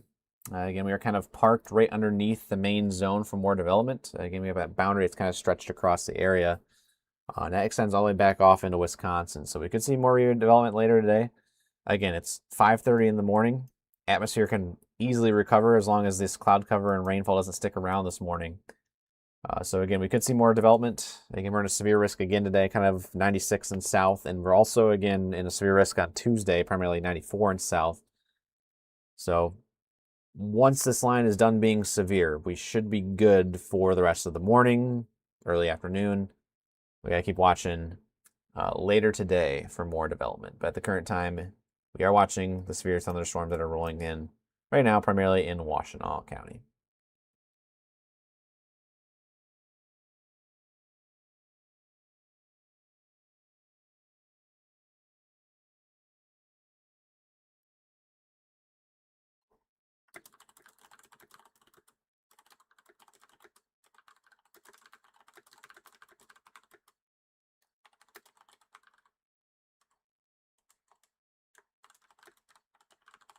Very curious about that Onstead area with that wind. Curious if that's mixing down on the ground or not.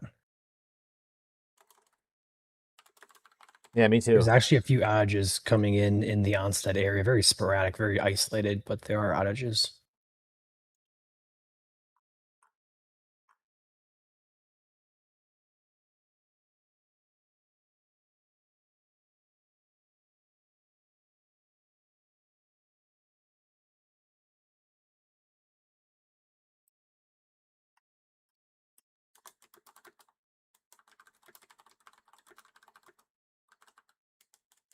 Believe the heaviest rain is impacting my house right now. It's getting pretty loud outside.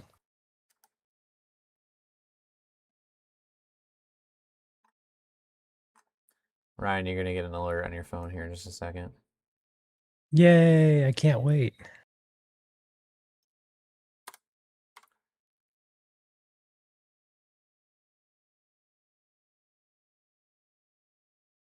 My weather camera is currently down here at the house, so I can't pull that in, unfortunately.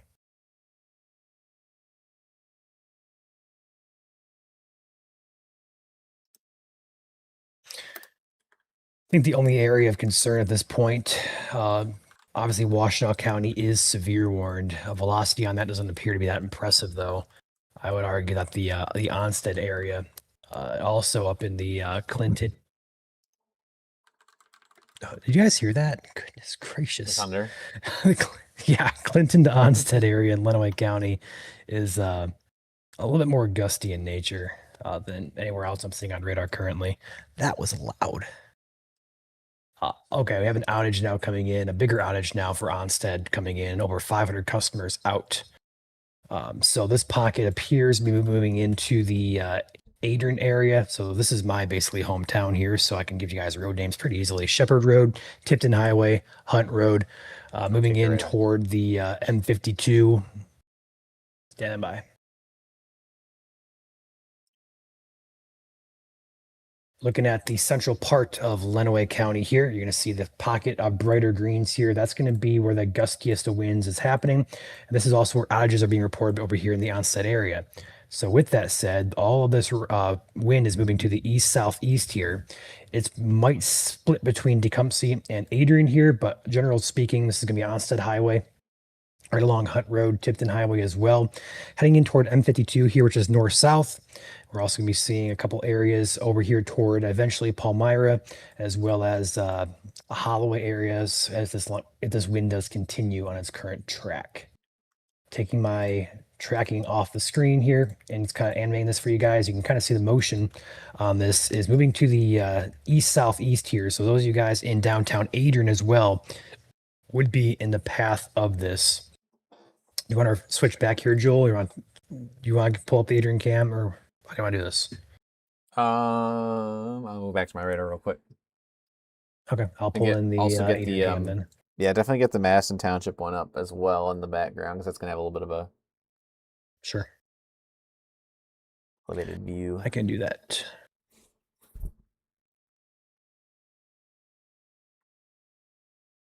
I'll also pull in the. I don't think Hudson would have a good look at this. Probably Blissfield, right? Blissfield. We'll do Dundee as well because why not? So I got the two Adrian cams. I also got Tecumseh. I got Dundee pulled in as well. My screen should be sharing if you want to take it whenever you want to. It's there. Quad box. Yep, we quad boxed it. Also, Dundee looks pretty impressive. Very impressive. A little laminar feature there in the background. Yep. Indeed. So going back to, I'm not going to have my radar pulled up here, but going back to this, gustiest winds now Hunt Road, Tipton Highway, just outside of Adrian here, looking at Rome Road, Gilbert, Warner Road, Town Line Highway, Shepherd Road, Emery Road, Randolph Highway, and Carson Highway. Also East Valley Road, West Valley Road, sorry, and then Ben Oak be in the path of this as well.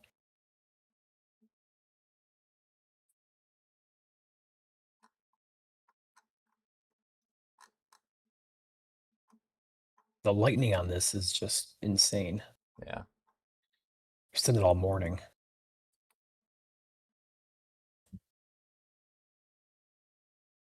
No new outages that I'm seeing in the Onstead area yet. There's just one that sits just to the north near Springville along M50 up toward Cambridge Junction, which is right by MIS, just south of MIS to be exact, is where this outage is at.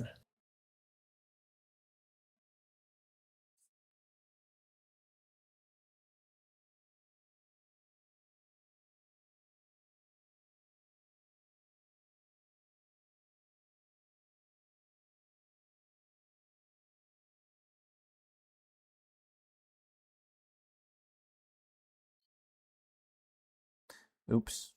I forgot to title that properly. But it kind of worked out well. The custom alert. I was supposed to say MSC weather bulletin, but it ended up being lightning risk. That's okay.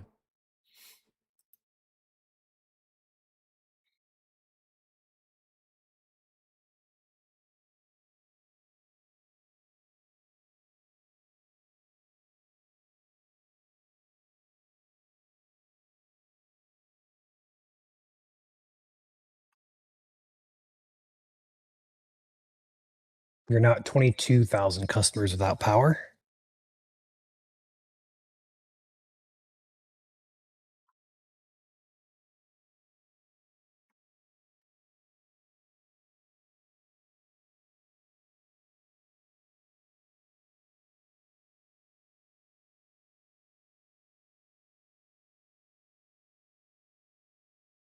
This system is quickly making a name for itself for some people. 22,000. Getting up closer to that multi-day outage category there. So if you get that 30, 40,000 range. Usually it's like 40,000 and higher, but it just depends on the electric company.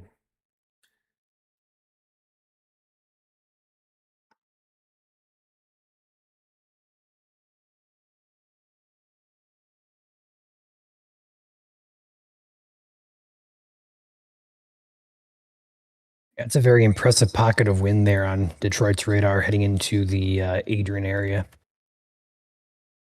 Looks like it's going to pass just to the north Adrian and follow closely along Sutton Road and Laverty Road.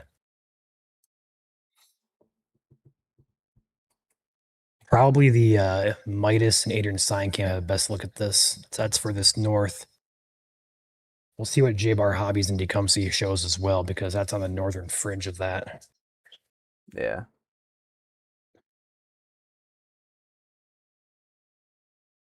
And all the cameras you see there on the screen are all MSC weather cameras. You can't access them anywhere else, so feel free to follow along if you'd like to see them more often.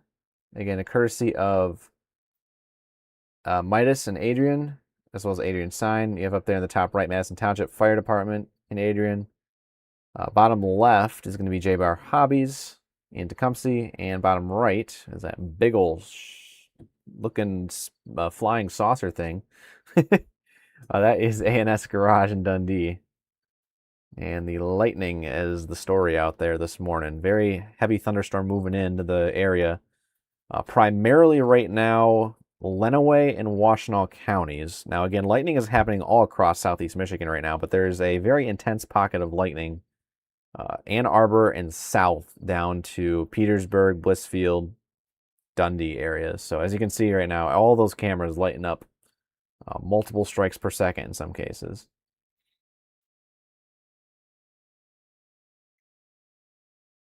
Severe thunderstorm warning, by the way, in effect here for Washtenaw County until 6:15 a.m. So another 35 minutes on that. Wind of 60 is possible across Washtenaw County. If you guys have reports to send in, as always, the MSC app is available on the Google Play and Apple App Store. So this is your sign to download if you haven't, because we're trying to get it so where everyone can just submit their reports right in the app for ease of convenience. And you guys have been very helpful so far today, yesterday, and today so far in terms of all the reports. I'll go ahead and pull my radar in here real quick. There we go. I was trying to figure out how to do it properly here without messing it up. But every single dot you see on the screen here is a report from y'all within the last hour. So you guys have been amazing, incredible. Some of these reports do have videos attached to them as well, which we appreciate as well. Joel, I got one pulled up actually from the Dundee area, from Tammy. Go ahead. This is a picture / video, should I say, of what appears to be a shelf cloud moving in a few minutes ago. You kind of see between lightning flashes there. But thank you to Tammy for sending that into us. I came on the west side of Dundee.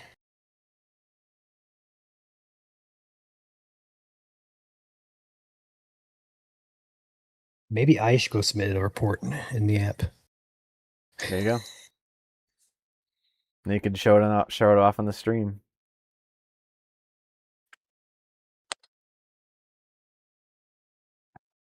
He's going. I'll go back to radar here. Yeah, there's just so much lightning. I don't know how y'all are faring out there, but there is strikes galore up and down this line. There's just more rain moving in. I'm curious because I haven't really been checking in the wind behind this main line. I would imagine it's not as bad, but I'm going to double check. It's because it's been an overworked atmosphere. It's already going to an area that's already seen a lot of storms this morning. And yeah, that cold pool's not helping it as much. So not really much of a wind component in the secondary line, but still training showers over the same area does not help the flooding component of things. But yes, you guys are getting your rain this morning. Southeast Michigan, rejoice. You're welcome, even though we don't have any control over it. But it is happening. And they went ahead and dropped the warning. So we are now warning free. However, I am curious to see what is going on in Adrian.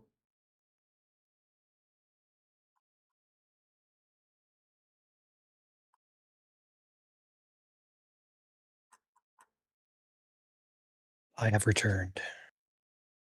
Welcome back. It's actually very windy here. Mm-hmm. I was pleasantly surprised.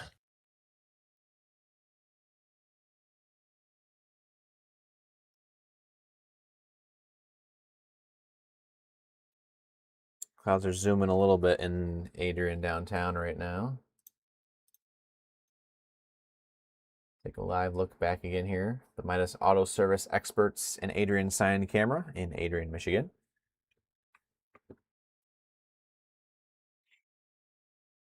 Pretty busy intersection there. Everyone's starting to head off to work for the morning. 5:44 a.m. at the current time. The clouds overhead. Moving quite quick. Coming in from the northwest here.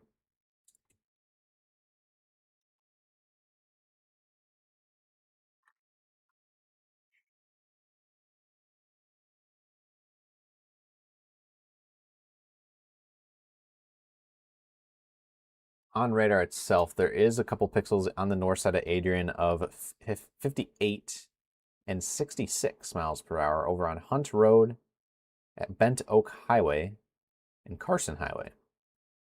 This is crossing over M52 at Howell Highway as well. So all on the north side of Adrian right now. This is 4,800 feet off the ground though, so it is undetermined as to how much of that is actually mixed into the ground. And there are a couple tiny outages here. That's about it. Joel, my video is actually on the map now. If you want to look at that. If you want to pull it in, I can do that, sure. It's already pulled up. go for it. So I submitted this video. Proud of it.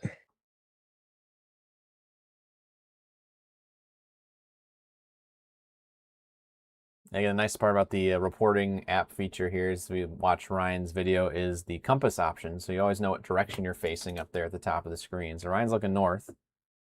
And also at the bottom, you can see the live location and the time it occurred. And that obviously comes to us here at MSC. So, you know, National Weather Service wants these reports with the exact time and location. Again, this is going to really help speed along that process here as we continue to send these reports over to the National Weather Service in the days, months, and years to come. So, again, if you haven't downloaded the MSC app, again, we've been working out a bunch of bugs. A lot of them have been fixed lately.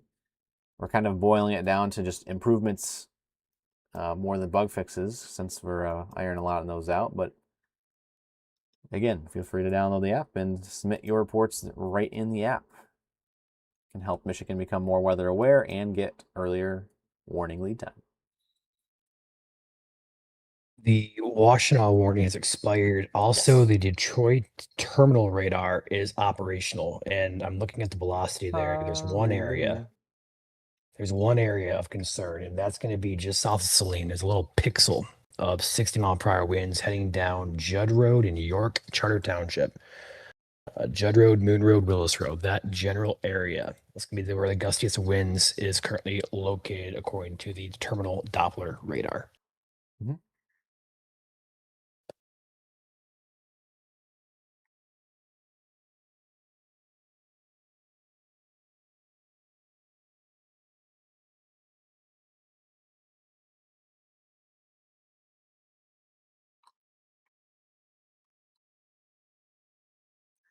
Yeah, the Jackson area got hit pretty hard. I think Jackson's going to be the most impacted city by the gusty winds this morning. Besides Freeport, of course, which was earlier on. This just really along the 94 corridor got hit pretty hard overnight. If you guys go take a look at the consumer's map, see it for yourself. Not like as crazy as some of our other events that we've seen this year. I mean, we had that 500,000 outage event, what, 2 months ago or something like that. And Seems like yesterday. yeah, it seems like yesterday. So nothing like that crazy, but again, when you see the map light up, again, with all of these little blue pixels everywhere, all those tiny little outages, those are outages, and they're all individual ones that add to the total number of outages out there, not the number of customers affected, but outages out there. And there's 273 individual outage swaths across primarily southern lower Michigan. So these storms move in to Metro Detroit. It's more the DTE area. So watch outages pop up on there as well. Name of our app is Michigan Storm Chasers. As a reminder, if it doesn't show up by searching Michigan Storm Chasers, feel free to search MI Storm Chasers. This was an issue with Google Play specifically.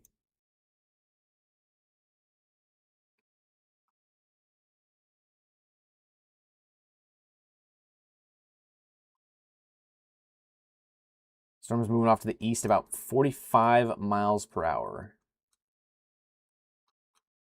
Hazard, gusty winds, and frequent lightning.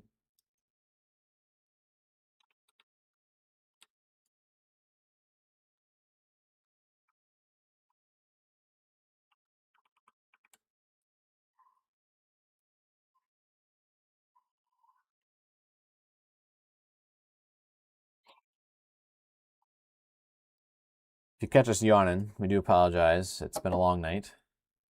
All-nighter just for you guys. We do care about you guys. Make sure you get the most up-to-date information. And right now, the wind, if there is any, besides the Adrian patch, is going to be near Saline. Between Saline and Milan right now on Saline-Milan Road, ironically enough. Also Judd Road near Warner. And that's really about it.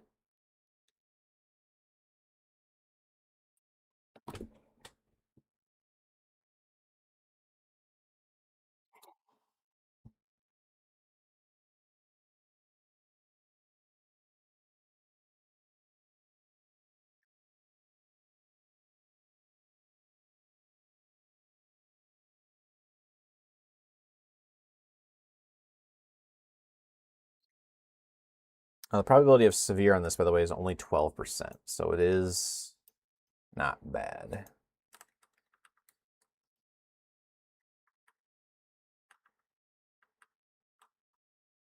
Bad data.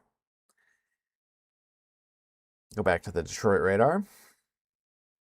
For the most part, across the area north of 94 now, it's kind of just scattered lightning here and there. The most intense lightning is now kind of into the southeast corner. It's tucked itself into portions of northern Lenawee, northern Monroe, and southern Washtenaw counties. And there's also a secondary cell that also has a very impressive lightning core on it between Osseo and Hudson, south of Hanover.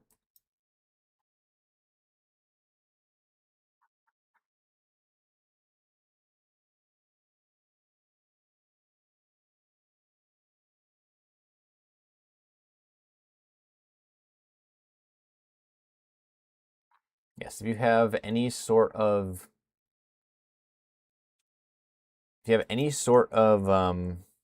events this morning outside, you do want to be not outside with all the lightning going on. And this comment was brought up again. You know, you guys are asking. I'm getting lightning, even though there's just light rain on going out there. And if you look at radar right now, there's showers popping up all the way up near Isabella County, near Mount Pleasant. In order to give you guys an idea of what's going on, take a look at our satellite view, our infrared satellite view, which goes overnight. And as we do that, new statement coming in. Here is your MCS, the mesoscale convective system that is moving through Michigan right now. The entire system itself is this entire area. So this is the temperatures of the cloud tops themselves. And so right now there's some temperatures out there of, wow, I kid you not. That cell in Hillsdale County, Ryan, minus 80 degrees Celsius for the cloud top. That is extremely cold. That is probably into the stratosphere out there, I would imagine. Yeah, 50,000 feet. A new cell coming into Hudson right now. A very powerful storm. So, you know, you get to minus 80 degrees Celsius out there. Again, these storms are just going to be very, very powerful. And really anything can form underneath this MCS. And so a lot of the energy is getting dispersed here and there throughout the MCS. Sometimes it's happening where the strongest storms are at. Sometimes it's not. Sometimes it's happening, you know, 50 miles out ahead. So that's why you can sometimes see these bolts from the blue because, you know, lightning travels long distances. If you guys missed it back in 2021, I think the longest lightning strike ever happened, and it was 575 miles long, I believe it was. It was some obscure number, but remember it was over 500. And so you can't get lightning anywhere underneath this complex. Yeah, so that means all the way up here near Oscoda, East Tawas, Eau Gray, West Branch, all these different locations up here, northeast lower. That's as far north as it goes. You also notice on Infrared for later today, there is a lot of clearing out here in Wisconsin and Illinois right now. So that is something to be watching for perhaps redevelopment later on.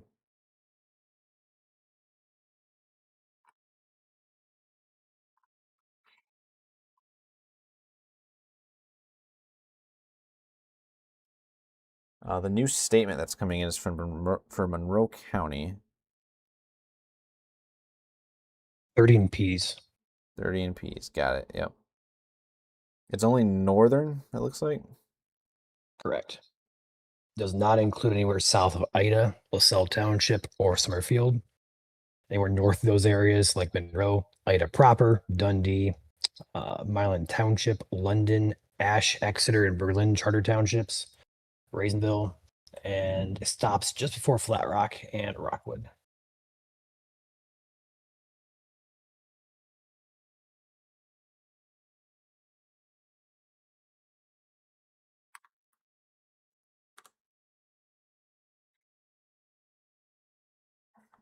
So that's a very basic statement. Yes. So That's about we're as low as you can go on the statement scale. so we're pretty much over and done with this event. Right now, looking at the terminal Doppler radar, there's a couple of 40 mile per hour pixels right now on Day Road at Petersburg Road, just about a mile and a half to the west of Milan.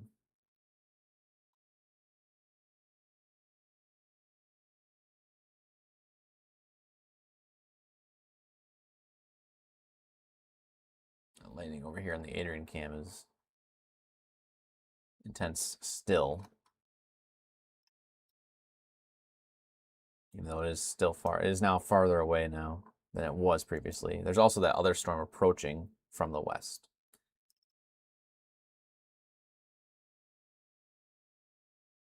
My automated rain gauge here at my house is saying rainfall rates are currently 2.2 inches per hour.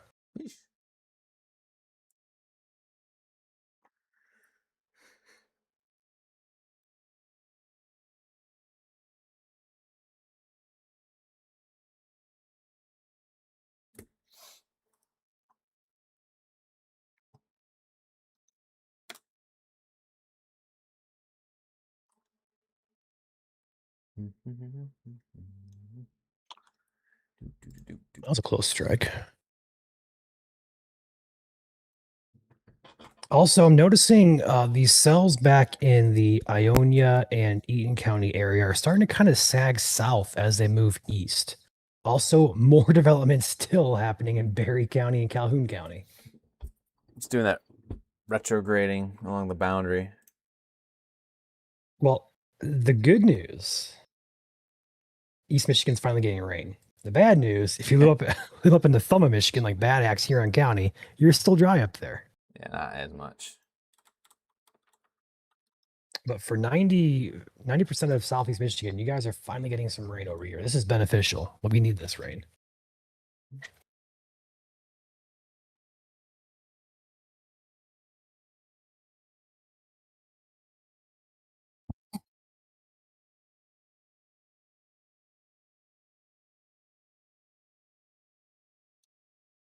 Odds on this storm going severe down to 8%. So the other storms off to the west are at 9 and 10. So we're probably at a good safe stopping point, because right now, Ryan, what's going to happen is that I feel like we're going to get into a pattern here where this is going to retrograde back to the west a little bit. Continued showers developing over like Allegan and Kent. It has that look to it. If you remember, I think it was the night before August 24th of 23. It kind of reminds me of that, where you have that northwest to southeast movement, and on the northwest axes, that is where you have more rain. So we are probably nearing a good stopping point, but I'll let you share your thoughts real quick if you want to. Yeah, I'm fine with that. We're going to need to rest up here for potentially later on today. I'm looking at forecast models right now. It says these storms will continue through about mid-morning. We're talking like 10, 11 o'clock here, a.m. And then there's potential for redevelopment after dinner time tonight, according to models. Whether that happens or not, we'll see. But we may see more storms later on this evening, too, for portions of southern Michigan at very least. So wait and see game at this point. Yeah, keep making sure to keep sending in your reports if you guys have them. Flooding, severe weather, you name it. Michigan Storm Chasers on the App Store is live. You can also, if you don't want to do the app, you can send them in any of our comment section. That's obviously still there as well. As always, feel free to check out our social media pages on YouTube and Facebook primarily for any video and, of course, live streaming content. Facebook, of course, always has 100% of our posts. So feel free to follow us over there on Facebook at Michigan Storm Chasers. Well, you just search it up, you'll find it. So we are probably going to conclude this live coverage for now. Again, this is part 1 coverage for today. Probably going to have part 2, maybe part 3 later. Already did shout out all of our trusted partners kind of throughout the stream, so appreciate them. Once again, they're always scrolling down there at the bottom if you ever missed one of their numbers. Feel free to type them down there at the bottom of the screen. So appreciate them very much. Also, shout out to our mods and, of course, our chasers who stayed up all night with us. Appreciate you guys as well. You guys rule. And again, don't push the limits of what we can do here in chat. If you are unruly, the ban hammer will come out. So.